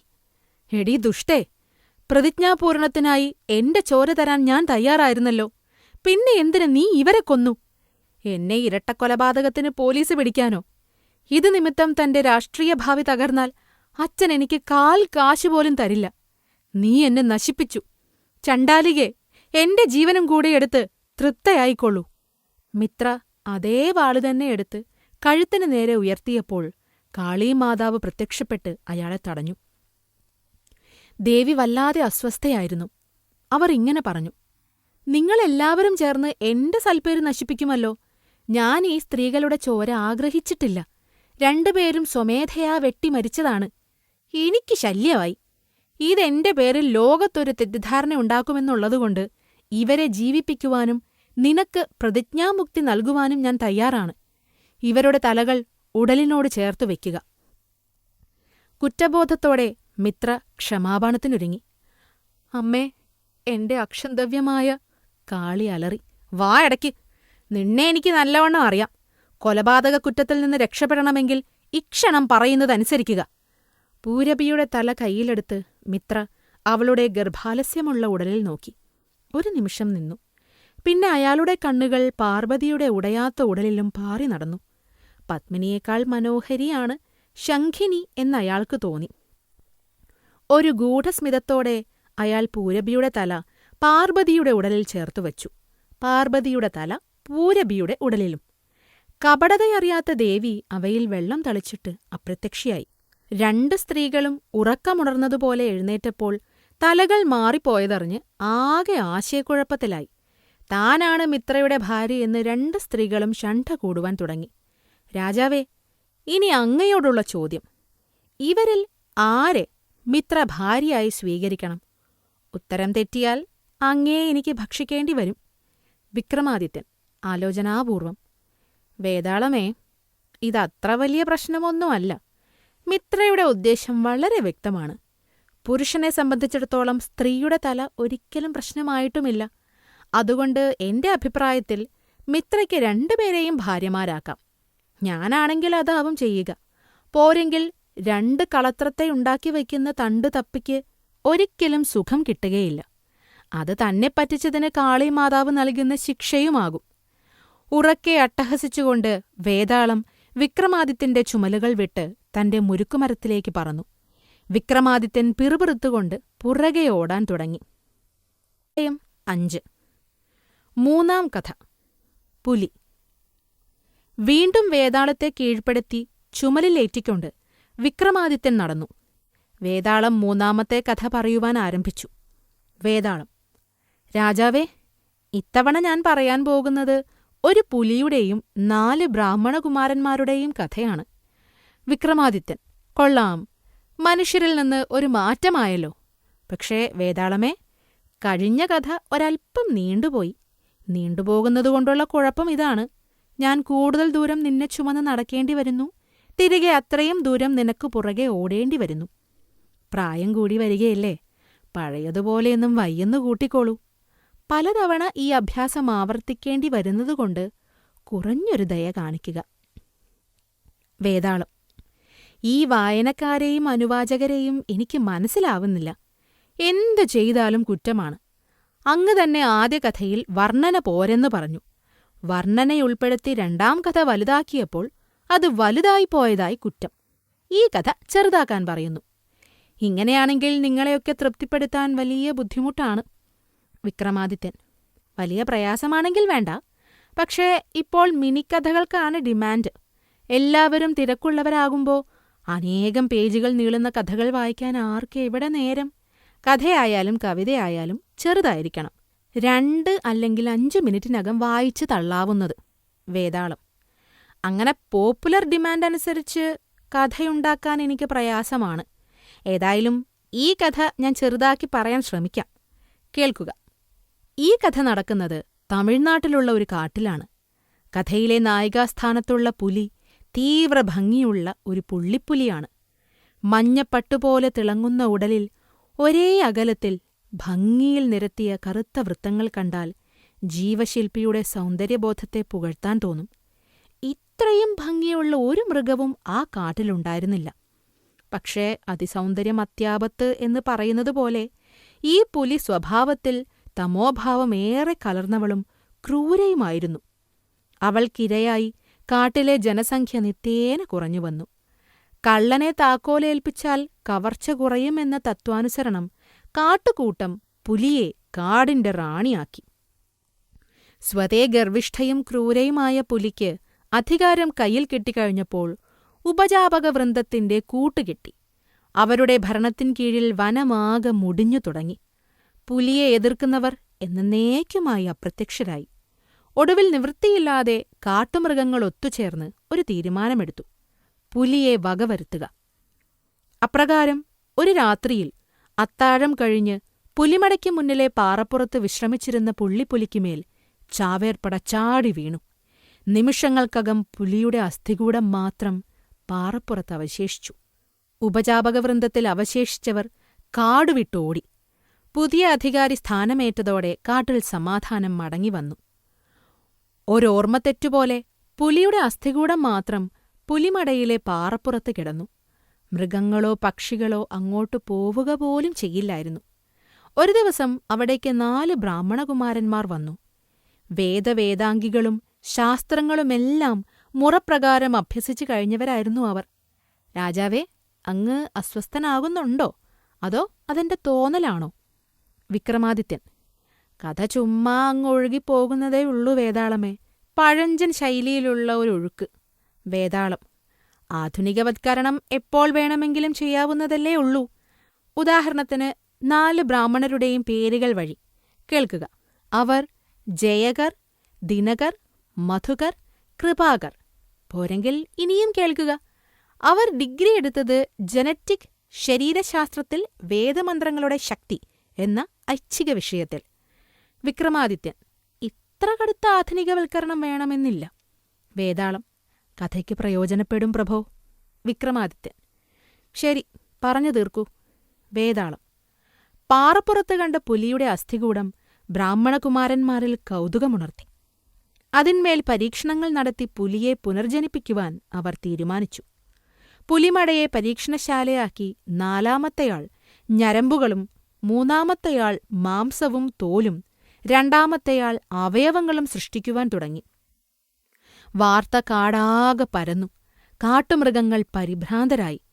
ചില തീവ്രവാദികൾ ബ്രാഹ്മണകുമാരന്മാരെ വകവരുത്താൻ ആലോചിച്ചു.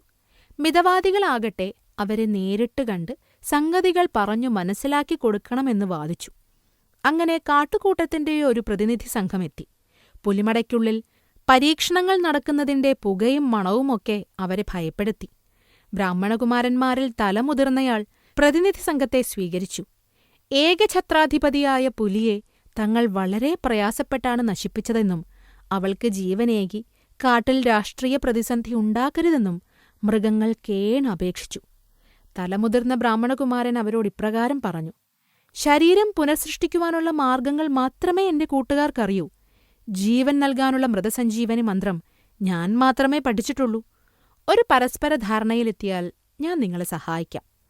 എന്നെ നിങ്ങൾ ഈ കാടിന്റെ രാജാവാക്കുക. എന്റെ മേൽക്കോയ്മ അംഗീകരിച്ചാൽ നിങ്ങൾ സുരക്ഷിതർ.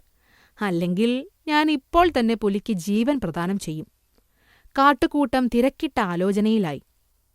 ബ്രാഹ്മണകുമാരന്മാർക്കു മുന്നിൽ വിനീത വിധേയരാകുന്നതിൽ ഭേദം പുലിയുടെ കയ്യാലുള്ള മരണമെന്നായിരുന്നു ഭൂരിപക്ഷ അഭിപ്രായം. അത് മാനിച്ച് അവർ ബ്രാഹ്മണകുമാരനോട് പറഞ്ഞു: ഞങ്ങൾക്ക് നിങ്ങളെ രാജാവായി അംഗീകരിക്കാനാവില്ല. നിങ്ങൾക്ക് ഇഷ്ടം പോലെ പ്രവർത്തിക്കാം. മൃഗങ്ങൾ ഓടിമറഞ്ഞപ്പോൾ വാശിയോടും വെറുപ്പോടും കൂടി ബ്രാഹ്മണകുമാരൻ ഗുഹയിലെ പരീക്ഷണശാലയിലെത്തി.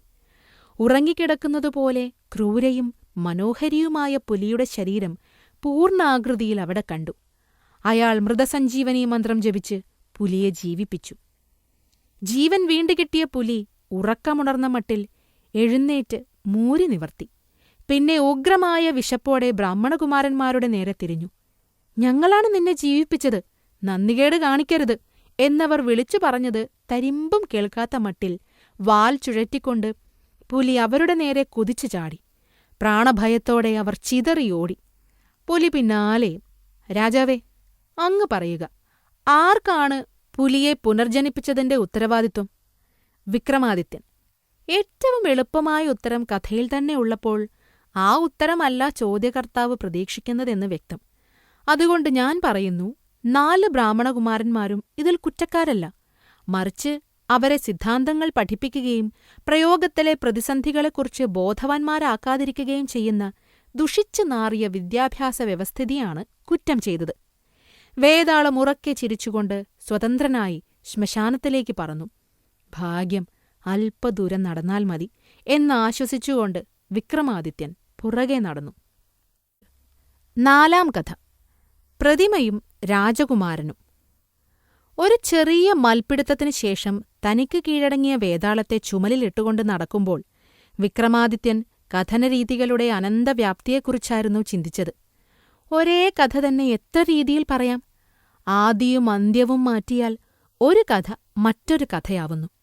കഥാപാത്രങ്ങളെയും കഥാസന്ദർഭങ്ങളെയും അന്യോന്യം കൈമാറിയാൽ പൂർണ്ണമായും വ്യത്യസ്തമായ 2 കഥകൾ ജനിക്കുന്നു. അങ്ങനെ നോക്കിയാൽ ലോകത്താകെ ഒരു കഥയേയുള്ളൂ. പല കഥാകൃത്തുക്കളാൽ പല ഭാഷകളിൽ പല രീതികളിൽ ചൊല്ലപ്പെടുന്ന ഒരേയൊരു കഥ. തന്റെ സംശയങ്ങൾ വേതാളവുമായി ചർച്ച ചെയ്താലോ എന്ന് വിക്രമാദിത്യൻ ആലോചിക്കാതിരുന്നില്ല. പക്ഷെ പെട്ടെന്ന് തന്നെ അദ്ദേഹം അത് വേണ്ടെന്ന് വച്ചു. വേതാളം പാവമൊരു കഥാകൃത്ത്. ആഖ്യാനകലയെക്കുറിച്ച് കഥാകൃത്ത് എന്തറിയാനാണ്? ഭാവിയിൽ സ്വൈര്യമായി കിട്ടുന്ന ഒരു 6 മാസക്കാലത്ത് മൗലിക ദർശനങ്ങൾ ഉൾക്കൊള്ളിച്ചുകൊണ്ട് ഒരു നിരൂപണ ഗ്രന്ഥം എഴുതണമെന്ന് വിക്രമാദിത്യൻ തീരുമാനിച്ചു. സാധിക്കുമോ എന്നറിയില്ല. ഓരോ 6 മാസക്കാലത്തും ഓരോ പെണ്ണ്, ചിലപ്പോൾ 1-ലേറെ പെണ്ണുങ്ങൾ കാത്തു നിൽക്കുന്നുണ്ട്. അവരെ നേടിയെടുത്ത് അന്തഃപുരത്തിലെ അംഗസംഖ്യ വർദ്ധിപ്പിക്കുക എന്നതാണ് വനവാസകാലത്തെ തന്റെ പ്രധാന ജോലി. ഈ സ്ത്രീകൾ കാരണം സീരിയസായി ഒന്നും ചെയ്യാനൊക്കുന്നില്ല. വേതാളം: രാജാവേ, അങ്ങ് എന്താണ് ആലോചിക്കുന്നത്? കഥ മതിയായി തുടങ്ങിയോ? വിക്രമാദിത്യൻ: കഥയല്ല, കഥയ്ക്ക് വേണ്ടിയുള്ള ഈ പരക്കം പാച്ചിലും മൽപ്പിടുത്തവുമാണ് മതിയായത്. ഇതൊക്കെ ഒന്ന് ഒഴിവാക്കി നമുക്കൊരു പരസ്പര ധാരണയിലെത്തിയാലോ? 20 കഥകൾക്ക് പകരം നമുക്ക് 4 കഥകൾ മതി. ഇത് അവസാന കഥ. ഇത് പറഞ്ഞു തീർത്തിട്ട് നീ നിന്റെ കഥ പറയുക. പിന്നെ യോഗിയുടെ അരികിൽ പോകുന്നതുവരെ നമുക്ക് വിശ്രമിക്കാം. എന്താ? ഈ തിരക്ക് പിടിച്ച കാലത്ത് ആർക്കാണ് 20 കഥകൾ കേൾക്കാനുള്ള സാവകാശം? വേതാളം: പക്ഷേ പ്രഭോ, കഥകളുടെ എണ്ണം വെട്ടിച്ചുരുക്കുന്നത് നമ്മുടെ സൃഷ്ടികർത്താവിന്റെ പ്ലാനിന് വിരുദ്ധമല്ലേ? വിക്രമാദിത്യൻ: വിരുദ്ധമായതൊന്നുമല്ലേ നീ ഇപ്പോൾ ചെയ്യുന്നത്? നീ ഇത്രയും നേരം പറഞ്ഞതൊക്കെ അയാൾ എഴുതിവച്ച കഥകളാണോ? പ്രിയ വേതാളമേ, ഒന്നോർത്തു നോക്ക്. നിന്നെ അയാൾ എന്റെ അടിമയാകാൻ വേണ്ടി സൃഷ്ടിച്ചതല്ലേ? എന്തുമാത്രം ജുഗുപ്സാവഹമായ രീതിയിൽ ഞാൻ നിന്നെക്കൊണ്ട് കഥകൾ പറയിപ്പിച്ചിട്ടുണ്ട്, ഓർക്കുന്നില്ലേ? ഭാവിയിലെവിടെയോ എന്നെ കാത്തിരിക്കുന്ന പേശാമടന്തേ, അവളെക്കൊണ്ട് 3 വാക്കുകൾ സംസാരിപ്പിക്കുവാനായി ഞാൻ നിന്നെ അവളുടെ റൗക്കയിൽ വരെ പ്രവേശിപ്പിക്കും, ഓർമ്മയില്ലേ? വേതാളം: രാജാവേ, എനിക്കാ പ്രവേശം തീരെ ജുഗുപ്സാവഹമായി തോന്നിയില്ല. സത്യം പറഞ്ഞാൽ അത്രയും നല്ല ഇരിപ്പിടത്തിലിരുന്ന് ആരും കഥ പറഞ്ഞു കാണില്ല. എന്താനന്ദപ്രദവും നിർവൃതിദായകവുമായിരുന്നു അത്. കഷ്ടം. വേതാളങ്ങൾക്ക് രോമാഞ്ചമുണ്ടാകുമായിരുന്നെങ്കിൽ അങ്ങേക്കെന്റെ സന്തോഷം ഇപ്പോൾ നേരിട്ട് കാണാമായിരുന്നു.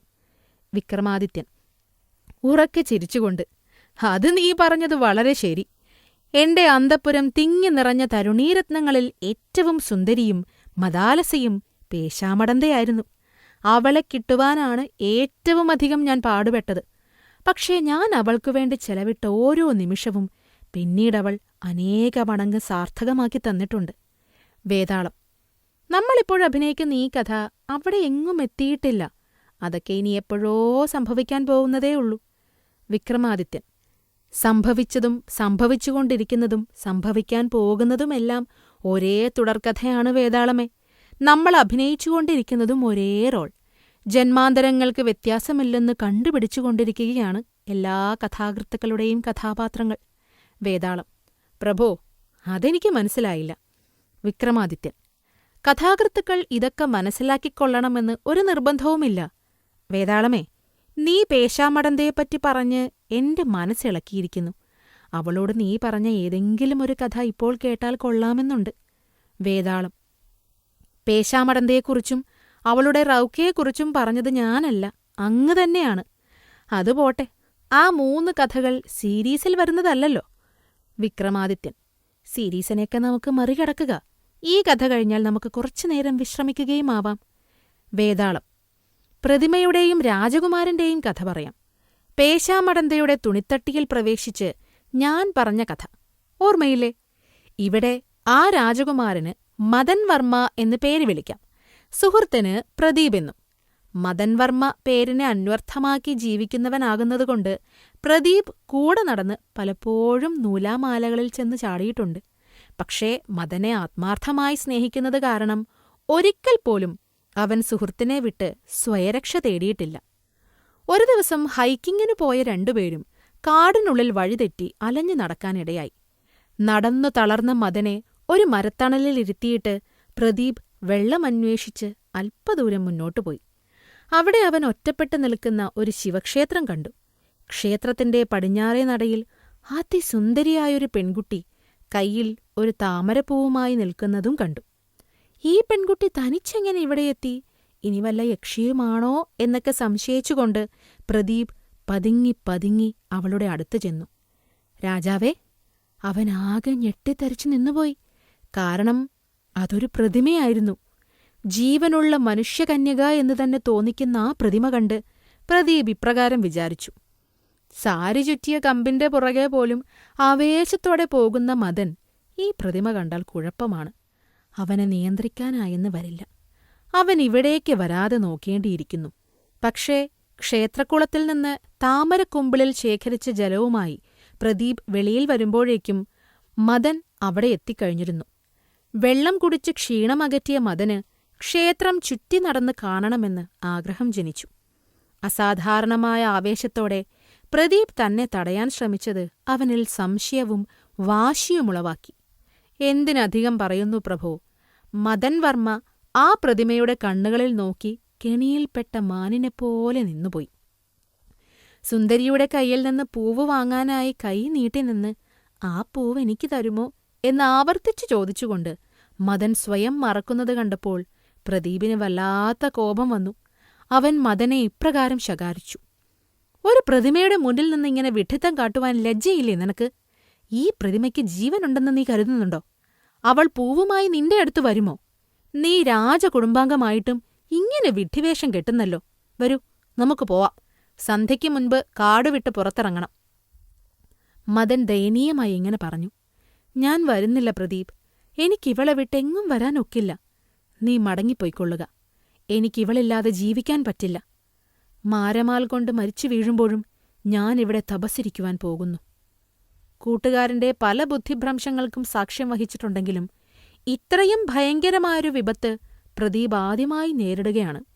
അവർ തർക്കിച്ചു നിൽക്കുമ്പോൾ ക്ഷേത്രത്തിലെ ശാന്തിക്കാരൻ സന്ധ്യാപൂജയ്ക്കായി വന്നു ചേർന്നു.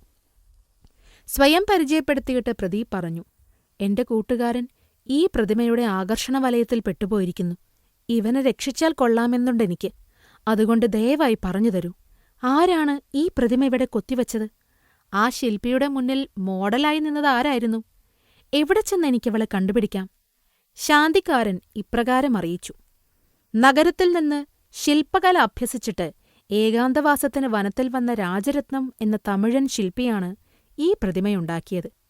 1 വർഷമെടുത്തു പണി തീരാൻ. തന്റെ വഴിപാടായി ഇതിവിടെ സമർപ്പിച്ചിട്ട് അയാൾ പോയി. മോഡലിനെ ഒന്നും കൂടെ കൊണ്ടുവന്നിരുന്നില്ല. ഇനി മനസ്സിലുണ്ടായിരുന്നോ എന്നറിയില്ല. അയാളുടെ മേൽവിലാസം എന്റെ മകൾ ചോദിച്ചു വാങ്ങിയിരുന്നു. അവൾക്കും ശില്പകലയിൽ താൽപ്പര്യമുണ്ട്. നിങ്ങൾ മഠത്തിൽ പോയി അവളോട് ചോദിക്കുക. ശാന്തിക്കാരൻ പറഞ്ഞ വഴിയെ പോയി പ്രദീപ് മഠം കണ്ടുപിടിച്ചു. ശാന്തിക്കാരന്റെ മകൾ പ്രത്യേകതയൊന്നും പറയാനില്ലാത്ത ഒരു സാധാരണ പെണ്ണായിരുന്നു. അവളുടെ നോട്ടുപുസ്തകത്തിന്റെ താളിൽ രാജരത്നം എന്ന ശില്പി തന്റെ മേൽവിലാസം കുറിച്ചുകൊടുത്തിരുന്നു. കൂടെ അയാൾ ഇങ്ങനെയും എഴുതിയിരിക്കുന്നത് പ്രദീപ് കണ്ടു: വനദേവതയ്ക്ക് സ്നേഹപൂർവം നാടോടി. ഇവളെ വനദേവതയായി കാണണമെങ്കിൽ ശില്പി വല്ലാത്ത സൗന്ദര്യസങ്കല്പമുള്ളയാളാവണമല്ലോ എന്ന് തമാശയോടെ പ്രദീപ് വിചാരിച്ചു. മദന്റെ പരിചരണം ആ കുടുംബത്തെ ഏൽപ്പിച്ച് അവൻ തമിഴ്നാട്ടിലേക്ക് പോയി. ചോഴമണ്ഡലത്തിലെത്തിയ പ്രദീപിന് രാജരത്നത്തെ കണ്ടുപിടിക്കാൻ അധികം ബുദ്ധിമുട്ടേണ്ടി വന്നില്ല. പ്രതിമയെക്കുറിച്ച് ചോദിച്ചപ്പോൾ ശില്പി പറഞ്ഞു: എന്റെ ജീവിതത്തിൽ ഏറ്റവുമധികം ആത്മസംതൃപ്തി തന്ന വർക്കായിരുന്നു അത്. അതിന് മോഡലായിട്ട് ആരും ഉണ്ടായിരുന്നില്ല. ആ പ്രതിമയുടെ യഥാർത്ഥ പ്രചോദനം എന്റെ ഭാവനയാണ്. പിന്നെ ഇതും എന്ന് പറഞ്ഞുകൊണ്ട് രാജരത്നം തന്റെ പേഴ്സ് തുറന്ന് നീല വെൽവെറ്റ് തുണിയിൽ പൊതിഞ്ഞു സൂക്ഷിച്ചിരുന്ന ഒരു വസ്തു പുറത്തെടുത്തു. രത്നം പോലെ വെട്ടിത്തിളങ്ങിയ ആ വസ്തു ഒരു നഖത്തുണ്ടാണെന്ന് പ്രദീപ് കണ്ടു. വിക്രമാദിത്യൻ: പേശാമടന്തയുടെ നഖങ്ങളും രത്നങ്ങൾ പോലെ തിളങ്ങും. ഓഹ്, എനിക്ക് ഭാവിയിലെ ആ നിമിഷമെത്താൻ തിടുക്കമായി. വേതാളം: നമ്മളെപ്പോഴും ഭാവിയിലേക്ക് തന്നെയാണല്ലോ പ്രഭു പോകുന്നത്. ശാന്തനായി അങ്ങ് കഥയുടെ ബാക്കി കേൾക്കുക. ആ നഖത്തുണ്ട് തന്റെ കൈവശം വന്ന കഥ രാജരത്നം പ്രദീപിനോട് പറഞ്ഞു. ഒരു ഏകാന്തവാസത്തിന് സഹ്യാദ്രിയിലെ കാടുകളിലേക്ക് തിരിച്ചതായിരുന്നു ഞാൻ. നഗരാതിർത്തിയിലെ ചായക്കടയിൽ നിന്ന് പുട്ടും കടലയും ചേർന്ന പ്രിയപ്പെട്ട പ്രഭാതഭക്ഷണം കഴിച്ചിട്ട് പുറത്തിറങ്ങി ഞാൻ വെറുതെ അകലെ കാണുന്ന ഗിരിശൃംഗത്തിൽ നോക്കി നിന്നു. എന്റെ ഇടത്തെ കണ്ണിൽ സൂര്യരശ്മി പോലെ എന്തോ ഒരു പ്രകാശം വന്നടിച്ചു. ആ പ്രകാശം എന്റെ തൊട്ടടുത്ത് ഇടതുവശത്തെ ഭൂമിയിൽ നിന്നാണ് വരുന്നതെന്ന് മനസ്സിലാക്കി ഞാൻ സാവധാനം അങ്ങോട്ട് തിരിഞ്ഞു. അവിടെ ചപ്പും ചവറും കൂട്ടിയിട്ടിരുന്ന ചവറ്റുകൂനയ്ക്ക് മുകളിൽ രത്നം പോലെ എന്തോ തിളങ്ങുന്നു. ആരും കാണുന്നില്ലെന്ന് സ്വയം വിശ്വസിച്ചുകൊണ്ട് ഒരു മോഷ്ടാവിനെപ്പോലെ പതുങ്ങിച്ചെന്ന ഞാൻ അത് കരസ്ഥമാക്കി. എന്നെ എതിരേറ്റത് ഒരു പൊട്ടിച്ചിരിയായിരുന്നു. തലയിൽ തൂവാല കെട്ടിയ ചായക്കടക്കാരൻ പറഞ്ഞു: സാരമില്ല സാറേ, വേറെ പലർക്കും ഇതേ അബദ്ധം പറ്റിയതാ. ഇത് വെറും ഒരു നഖത്തുണ്ടാ. കൂടെ ഈ ചവറ്റുകൂനയിൽ ഇത്തരം നഖത്തുണ്ടുകൾ പ്രത്യക്ഷപ്പെടാറുണ്ട്. എല്ലാവരും കളിയാക്കി ചിരിച്ചെങ്കിലും ഞാനത് കളഞ്ഞില്ല. ഇത്രയും സൗന്ദര്യം നഖത്തിനുണ്ടാവുമ്പോൾ ഇതിന്റെ ഉടമ എത്ര ലാവണ്യവതിയായിരിക്കുമെന്ന് ഞാൻ ഓർത്തുപോയി. സഹ്യാദ്രിയിലേക്കുള്ള പ്രയാണത്തിനിടയിൽ പലപ്പോഴും ഞാൻ ആ നഖം നോക്കിക്കൊണ്ട് അവളുടെ രൂപം സങ്കൽപ്പിക്കാൻ ശ്രമിച്ചുകൊണ്ടിരുന്നു. ക്രമേണ ഓരോ ഭാഗമായിട്ട് എന്റെ മനസ്സിൽ തെളിഞ്ഞുവന്നു. അങ്ങനെ നിർമ്മിച്ചതാണ് ആ പ്രതിമ. പിന്നീട് ഇവിടെ എത്തിയിട്ട് അതുപോലെ ഞാൻ 2 കൊത്തിയിട്ടുണ്ട്. 2 വൻ വിലയ്ക്ക് വിദേശികൾ വാങ്ങിക്കൊണ്ടുപോയി. നഖത്തുണ്ട് സ്വന്തമാക്കുവാൻ പ്രദീപ് ആഗ്രഹം പ്രകടിപ്പിച്ചുവെങ്കിലും അത് കൊടുക്കാൻ രാജരത്നം വിസമ്മതിച്ചു. അത് തന്റെ ഭാഗ്യചിഹ്നമാണെന്നും അത് കൈവശം വന്നതിന് ശേഷമാണ് തനിക്ക് 2 അവാർഡുകളും ഒരു വിദേശയാത്രയും തരമായതെന്നും രാജരത്നം പറഞ്ഞു. മാത്രവുമല്ല, തന്റെ സ്വപ്നസുന്ദരി എന്നെങ്കിലും മുന്നിൽ ജീവനോടെ പ്രത്യക്ഷപ്പെടുമെന്ന പ്രതീക്ഷയിലാണ് താൻ ജീവിക്കുന്നതെന്നും അന്ന് തന്റെ പ്രേമത്തിന്റെ തെളിവായി കാണിക്കുവാനാണ് ഈ നഖത്തുണ്ടെന്നും അയാൾ അറിയിച്ചു. പ്രദീപ് രാജരത്നത്തോട് യാത്ര പറഞ്ഞ് സഹ്യാദ്രിക്കടുത്തുള്ള നഗരാതിർത്തിയിലെ ചായക്കടയിലെത്തി. തലയിൽ തൂവാല കെട്ടിയ ചായക്കടക്കാരൻ പറഞ്ഞു: ഈ പ്രദേശത്തുള്ള വീട്ടുകാരൊക്കെ ചവറിടുന്നത് ഇവിടെയാണ്. ആഴ്ചയിലൊരിക്കൽ പട്ടണത്തിലെ ഹൗസിംഗ് കോളനിയുടെ ചവറുവണ്ടിയും വരും. ഏതിൽ നിന്നാണ് നഖം വന്നതെന്ന് ഞാൻ എങ്ങനെയാണ് പറയുക? തുടർന്ന് നടത്തിയ അന്വേഷണത്തിൽ നിന്ന് പ്രദീപ് മനസ്സിലാക്കി, ചവറുവണ്ടി വന്നു പോകുന്നതിനടുത്ത നാളുകളിലാണ് തിളങ്ങുന്ന വസ്തുക്കൾ ചവറ്റുകൂനയിൽ കണ്ടിരുന്നത്. പക്ഷേ വളരെ നാളുകളായി അവ കാണാനില്ല. പ്രദീപ് ചവറുവണ്ടിക്കാരനെ തേടിപ്പിടിച്ചു. അയാൾ പറഞ്ഞു: ഹൗസിംഗ് കോളനിയിലെ ഒരു ബ്യൂട്ടി പാർലറിൽ നിന്ന് ശേഖരിക്കുന്ന ചവറിൽ ചിലപ്പോഴൊക്കെ ഞാൻ ഇത്തരം വസ്തുക്കൾ കണ്ടിട്ടുണ്ട്. ആദ്യമൊക്കെ തിളക്കം കണ്ട് എടുത്തു നോക്കുമായിരുന്നു. നഖമാണെന്ന് മനസ്സിലായതിൽ പിന്നെ നോക്കുക പോലുമില്ല. പക്ഷെ കുറേ നാളായിട്ട് ചവറിൽ അത്തരം നഖങ്ങൾ കാണാറില്ല. പ്രദീപ് ആ ബ്യൂട്ടി പാർലറിലെത്തി. വെളുത്തു തടിച്ച ഉടമ പ്രദീപിനോട് ഇപ്രകാരം പറഞ്ഞു: തിളങ്ങുന്ന നഖങ്ങൾ ഒരതിശയമേയല്ല. എന്റെ ബ്യൂട്ടി പാർലറിൽ പതിവായി വന്ന് മാനിക്യൂറും പെഡിക്യൂറും ചെയ്താൽ നഖങ്ങൾ നക്ഷത്രങ്ങൾ പോലെ തിളങ്ങും. വിക്രമാദിത്യൻ: ഇതൊന്നുമില്ലാതെ തന്നെ പേശാമടന്തയുടെ നഖങ്ങൾ! ഹോ! വേതാളം: രാജാവേ, പേശാമടന്തയുടെ പല്ലും നഖവുമൊക്കെ കുറച്ചുനേരം മനസ്സിൽ നിന്ന് മാറ്റി നിർത്തിയിട്ട് അങ്ങ് കഥ ശ്രദ്ധിക്കുക. ഒടുവിൽ ഞാൻ ചോദിക്കുന്ന ചോദ്യത്തിന് ഉത്തരം തരേണ്ടതുണ്ടെന്ന് മറക്കണ്ട. വിക്രമാദിത്യൻ: ഞാൻ ശ്രദ്ധിക്കാത്തതല്ല. സൗന്ദര്യരക്ഷയുടെ വിചിത്രമായ ആധുനിക നാമങ്ങൾ കേട്ടപ്പോൾ ചെമ്പഞ്ഞിച്ചാറും മറ്റും ഓർത്തുപോയെന്നേ ഉള്ളൂ. പറയൂ, ആ സ്ത്രീ പിന്നെന്തൊക്കെ പറഞ്ഞു? വേതാളം: അവർ തുടർന്നു പറഞ്ഞു: നിങ്ങൾ പറയുന്നത്ര ഭംഗിയുള്ള നഖങ്ങൾ എന്റെ പതിവുകാരിൽ ആരുടേതുമാകാം. എനിക്ക് 100-300 പേർ പതിവുകാരായുണ്ട്. അവരിൽ ആരെയാണ് നിങ്ങൾ അന്വേഷിക്കുന്നതെന്ന് നഖം പോലും കാണാതെ ഞാൻ എങ്ങനെയാണ് പറയുക? പ്രദീപിന് അന്വേഷണം വഴിമുട്ടിയെന്ന് തോന്നിത്തുടങ്ങിയപ്പോൾ പാർലർ ഉടമയുടെ സഹായി രംഗത്തു വന്നു. അവളുടെ കയ്യിൽ രത്നം പോലെ തിളങ്ങുന്ന ഒരു നഖത്തുണ്ടുണ്ടായിരുന്നു. അവൾ പറഞ്ഞു.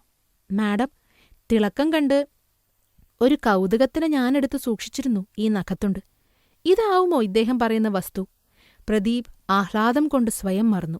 അതെ അതെ, ഇതുതന്നെയാണ്. ഇതാരുടേതാണ്? പെൺകുട്ടി പറഞ്ഞു.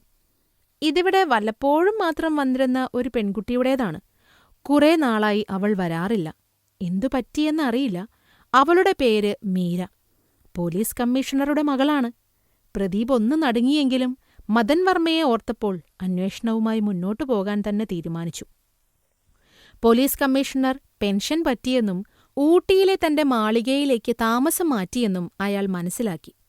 റിസ്റ്റ് വാച്ച് വിറ്റ് കിട്ടിയ പൈസയുമായി പ്രദീപ് ഊട്ടിയിലേക്ക് തിരിച്ചു. കമ്മീഷണറുടെ കൂറ്റൻ മാളിക കണ്ടുപിടിക്കാൻ വലിയ പ്രയാസമൊന്നുമുണ്ടായില്ല. അതിന്റെ മുൻവശത്തെ പുൽത്തകിടിയിൽ വട്ടക്കസേരയിൽ കാസറ്റ് സംഗീതം കേട്ടുകൊണ്ട് വിശ്രമിക്കുന്ന സർവാംഗസുന്ദരിയെ പ്രദീപ് ഗേറ്റിന് പുറത്തുനിന്ന് കണ്ടു. കാട്ടിലെ ശിവക്ഷേത്രത്തിനു മുന്നിലെ പ്രതിമയ്ക്ക് ജീവൻ വച്ചതുപോലെയായിരുന്നു അവൾ.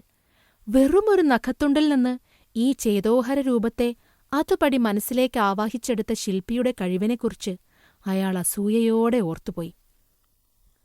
അകത്തേക്കുള്ള പ്രവേശനം നിഷിദ്ധമായതിനാൽ പ്രദീപ് വളഞ്ഞ വഴി സ്വീകരിക്കുവാൻ നിശ്ചയിച്ചു. സമ്മാനമായി നൽകിയ ഒരു കുപ്പി വിദേശമദ്യത്തിൽ അതിന് പ്രദീപിന് തന്റെ സ്വർണമോതിരം വിൽക്കേണ്ടി വന്നു. നാവിന്റെ കെട്ടുകളഴിഞ്ഞ കാവൽക്കാരൻ പ്രദീപിനെ അറിയിച്ചു.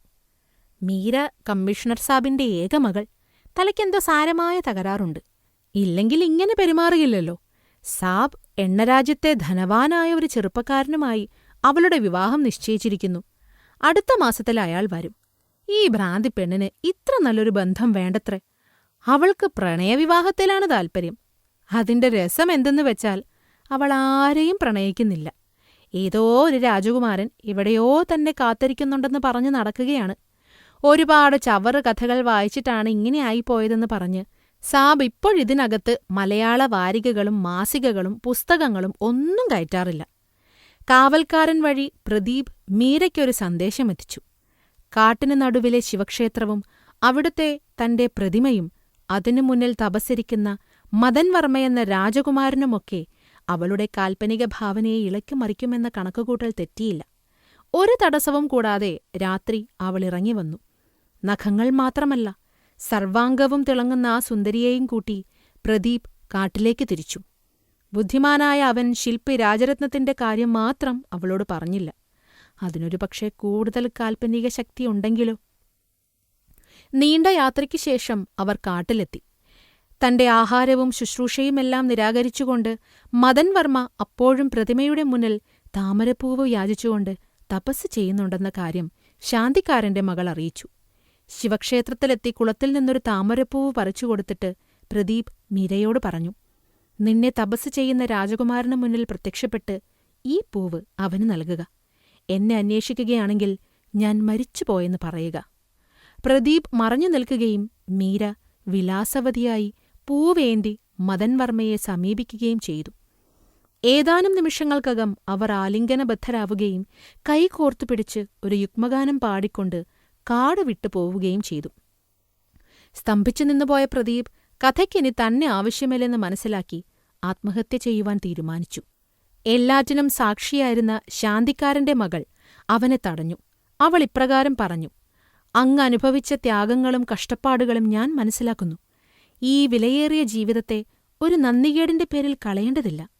ഞാൻ അങ്ങയെ സ്നേഹിക്കുന്നു. നമുക്കൊരുമിച്ച് ഒരു പുതുജീവിതം തുടങ്ങാം. പ്രദീപ് അവളെ നോക്കിയൊന്ന് ചിരിച്ചു.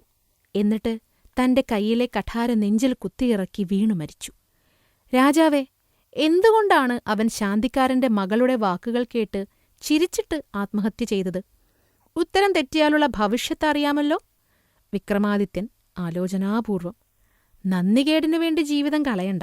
കളയണമെന്നുണ്ടെങ്കിൽ അതിലും നല്ല കാരണം എന്നോടൊത്തുള്ള ജീവിതത്തിൽ നിന്ന് അങ്ങേക്ക് കിട്ടിക്കൊള്ളുമെന്നാണ് ശാന്തിക്കാരന്റെ മകൾ പറഞ്ഞതിന്റെ സാരസ്യം എന്നവൻ മനസ്സിലാക്കി. ശില്പിയുടെ വനദേവതയായിരുന്നല്ലോ അവൾ. അതാണ് അവൻ ചിരിച്ചത്. അത് സ്വീകാര്യമല്ലാത്തതിനാൽ നന്ദികേടിലേക്ക് തന്നെ മടങ്ങി ആത്മഹത്യ ചെയ്തു. അത്യുച്ചത്തിൽ ചിരിച്ചുകൊണ്ട് വേതാളം സ്വതന്ത്രനായി ശ്മശാനത്തിലെ മുരുക്കുമരം ലക്ഷ്യമാക്കി പറന്നു. ഏയ്, കഥ ഇത്രയൊക്കെ മതി. നിനക്ക് വിശ്രമിക്കണ്ടേ? നമ്മൾ പറഞ്ഞതൊക്കെ മറന്നുവോ? എന്നൊക്കെ അലറിക്കൊണ്ട് വിക്രമാദിത്യൻ പുറകെ ഓടി. അധ്യായം 7. 5-ാം കഥ. സിനിമാ കഥ. വീണ്ടും വേതാളത്തെ പിടിച്ച് ചുമലിലേറ്റി നടക്കുമ്പോൾ വിക്രമാദിത്യൻ ശരിക്കും ക്രുദ്ധനായിരുന്നു.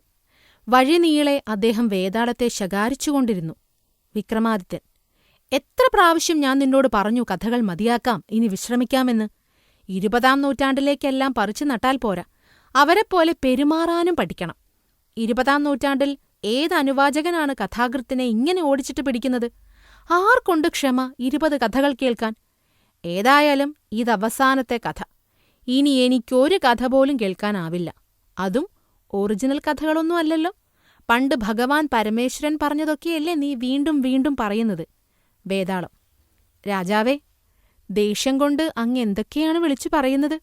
ഞാൻ ഒറിജിനൽ കഥകളൊന്നും പറഞ്ഞിട്ടില്ലെന്ന പ്രസ്താവനയെ ഞാൻ ശക്തിയുക്തം എതിർക്കുന്നു. പേശാമടന്തയുൾപ്പെടെ അങ്ങയുടെ പല സ്ത്രീകൾക്കും വേണ്ടി ഞാൻ പറഞ്ഞത് ഒറിജിനൽ കഥകൾ തന്നെയാണ്. ഏത് കഥാകൃത്തിന്റെയും ആദ്യകാല കൃതികളിൽ മുമ്പേ പോയവരുടെ നിഴൽ വീഴുന്നത് സ്വാഭാവികം. എന്റെ കാര്യത്തിലും അതേ സംഭവിച്ചിട്ടുള്ളൂ. അത് വലിയ തെറ്റൊന്നുമല്ല.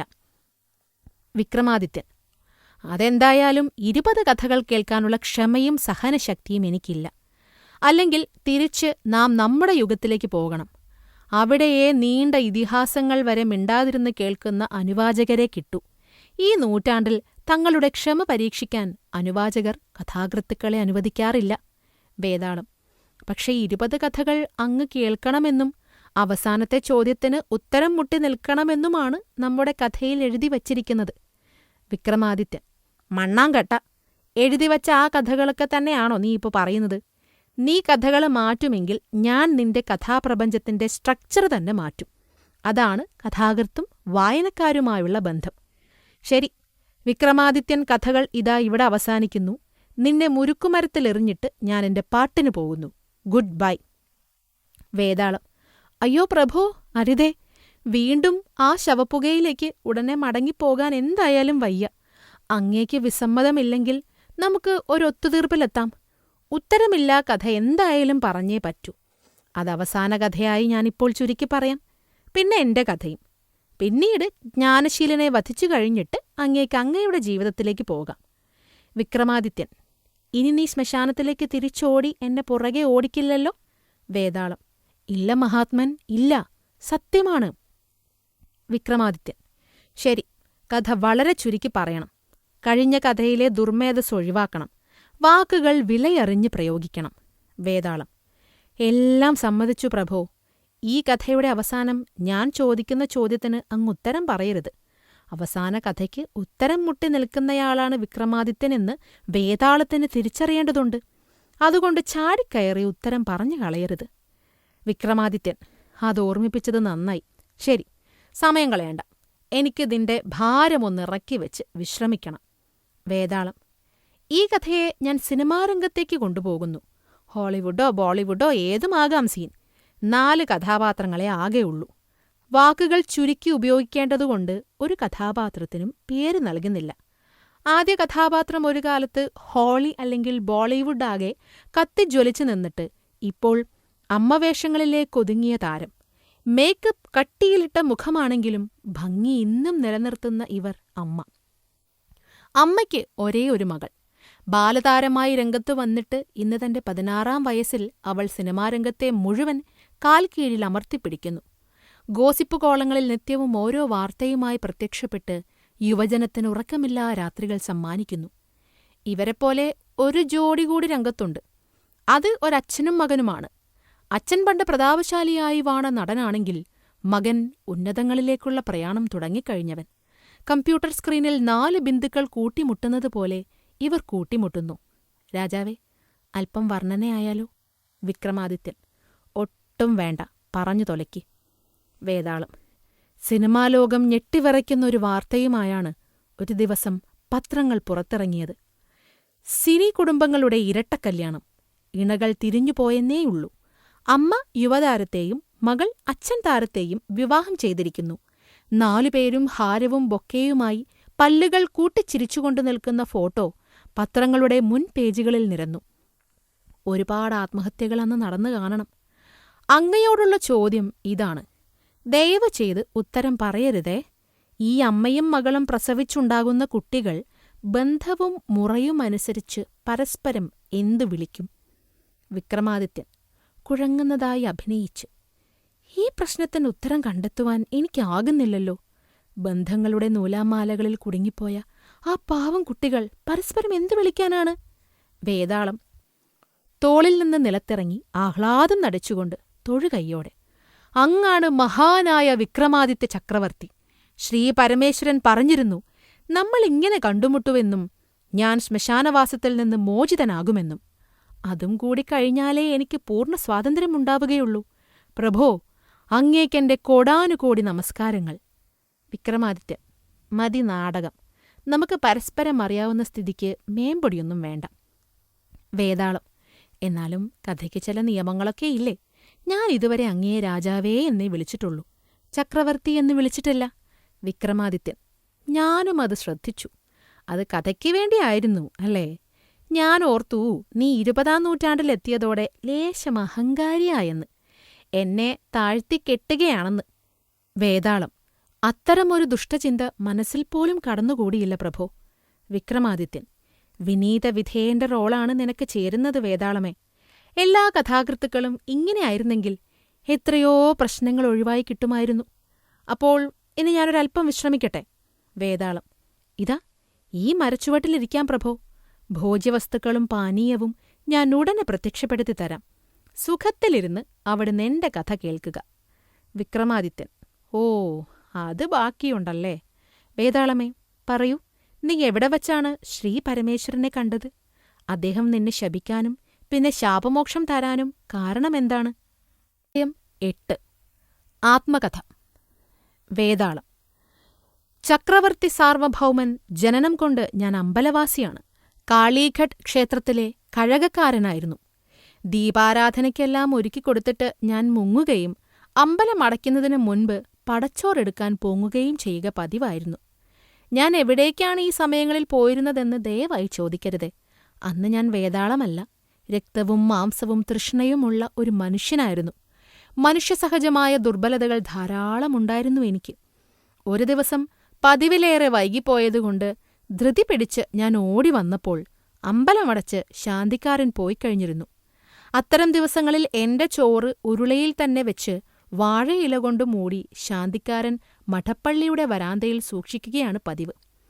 ഞാൻ മതിൽ ചാടി ഉള്ളിൽ കടന്ന് മഠപ്പള്ളിയുടെ വരാന്തയിലേക്ക് ചെന്നു. അകത്താരോ സംസാരിക്കുന്നുണ്ടായിരുന്നു. വരാന്തയിൽ എന്റെ ചോറ് അടച്ചുവച്ചിരുന്നു.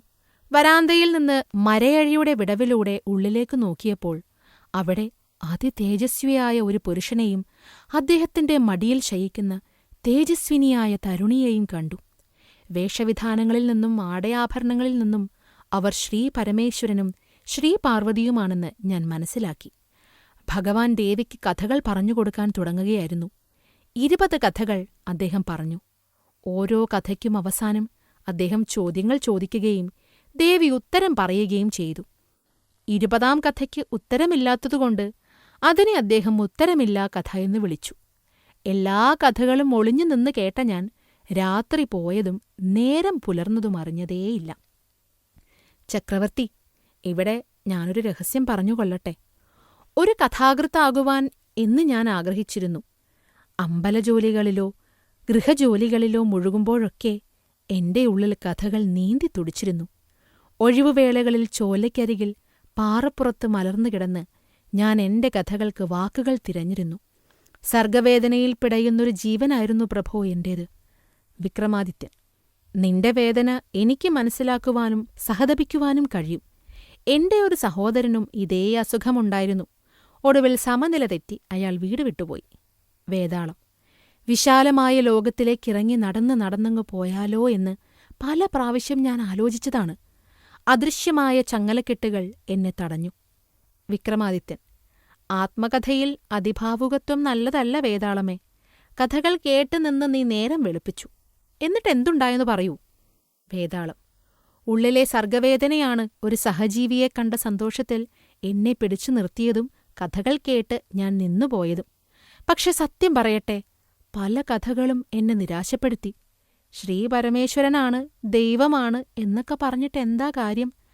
കഥ പറച്ചിലൊരു പ്രത്യേക കലയാണ്. അത് സ്വായത്തമാക്കുവാൻ ദൈവാനുഗ്രഹം വേണം. ഞാൻ പറയുന്നത് ശരിയല്ലേ പ്രഭോ? 20 കഥകളിൽ പലതും അങ്ങയെയും നിരാശപ്പെടുത്തിയിട്ടില്ലേ? വിക്രമാദിത്യൻ: അത്യുന്നതങ്ങളിലെത്തിക്കഴിഞ്ഞവർ കഥ പറയുമ്പോൾ അത്രയൊക്കേ പ്രതീക്ഷിക്കാവൂ. വേതാളം: ഏതായാലും കിഴക്ക് വെള്ളകീറുമ്പോൾ കഥ നിർത്തി അവർ മറഞ്ഞു. ചോറുരുളിയും കൊണ്ട് ഞാൻ വീട്ടിലേക്കോടി. രാത്രി മുഴുവൻ കാത്തിരുന്ന ഭാര്യ എന്നെ കണ്ടപ്പോൾ ഉറഞ്ഞു തുള്ളാൻ തുടങ്ങി. അവൾ വിചാരിച്ചത് ഞാൻ അമ്പലത്തിനടുത്തുള്ള ഒരു പഴയ പരിചയക്കാരിയുടെ വീട്ടിൽ രാത്രി തങ്ങി എന്നാണ്. വിക്രമാദിത്യൻ: അങ്ങനെ സംശയിക്കാൻ എന്തെങ്കിലും കാരണമുണ്ടോ? നേരത്തെ നീ മനുഷ്യസഹജമായ ദുർബലതകളെക്കുറിച്ച് സൂചിപ്പിച്ചിരുന്നു. വേതാളം: ഏതു പുരുഷനാണ് മഹാരാജാവേ അങ്ങനെ ചില്ലറ ചുറ്റിക്കളികളൊക്കെ ഇല്ലാത്തത്? നമ്മളും സ്ത്രീകളും തമ്മിലുള്ള പ്രധാന വ്യത്യാസം അതാണ്. ചന്തമുള്ള ഏത് സ്ത്രീയെ കണ്ടാലും പുരുഷൻ വീഴ്ത്താൻ പറ്റുമോ എന്ന് നോക്കും. പക്ഷെ എവിടെയൊക്കെ പോയാലും ആരൊക്കെ വീണാലും പുരുഷൻ അവന്റെ ഭാര്യയുടെ അടുത്ത് തന്നെ മടങ്ങിയെത്തും. സ്ത്രീകളങ്ങനെയല്ല. അവരെ വീഴ്ത്താനും മെരുക്കിയെടുക്കാനും വളരെ പ്രയാസമാണ്. എന്നാൽ വീണു കഴിഞ്ഞാലോ പിന്നെ ഭയങ്കര ശല്യവുമാണ്. നമ്മളെ വിട്ടുമാറുകയില്ല. അവരുടെ സന്തുഷ്ട കുടുംബം പോലും കളഞ്ഞ് നമ്മോടൊപ്പം ഇറങ്ങിവരാൻ തയ്യാറാകും. കഴുത്തിൽ അമ്മിക്കുഴവി കെട്ടിത്തൂക്കിയതുപോലെ അനങ്ങാൻ വയ്യാത്ത സ്ഥിതിയിലാകും പാവം പുരുഷൻ. അതുകൊണ്ട് ഞാൻ സൂക്ഷിച്ചേ സ്ത്രീവർഗത്തോട് ഇടപെടാറുള്ളൂ. അപകടമാകുമെന്ന് തോന്നുന്ന നിമിഷം ഞാൻ മാറിക്കളയും. വിക്രമാദിത്യൻ: മിടുക്കൻ! നിന്നിൽ നിന്ന് എനിക്ക് പലതും പഠിക്കാനുണ്ട്. 2000 വർഷങ്ങൾ നമ്മൾ ഒരുമിച്ച് കഴിയാൻ പോവുകയല്ലേ? നമ്മുടെ സ്രഷ്ടാവ് എഴുതി വച്ചത് മാത്രം പറയാതെ ഇടയ്ക്കിടയ്ക്ക് ഇങ്ങനത്തെ വിജ്ഞാനവും പകർന്നു തരണം.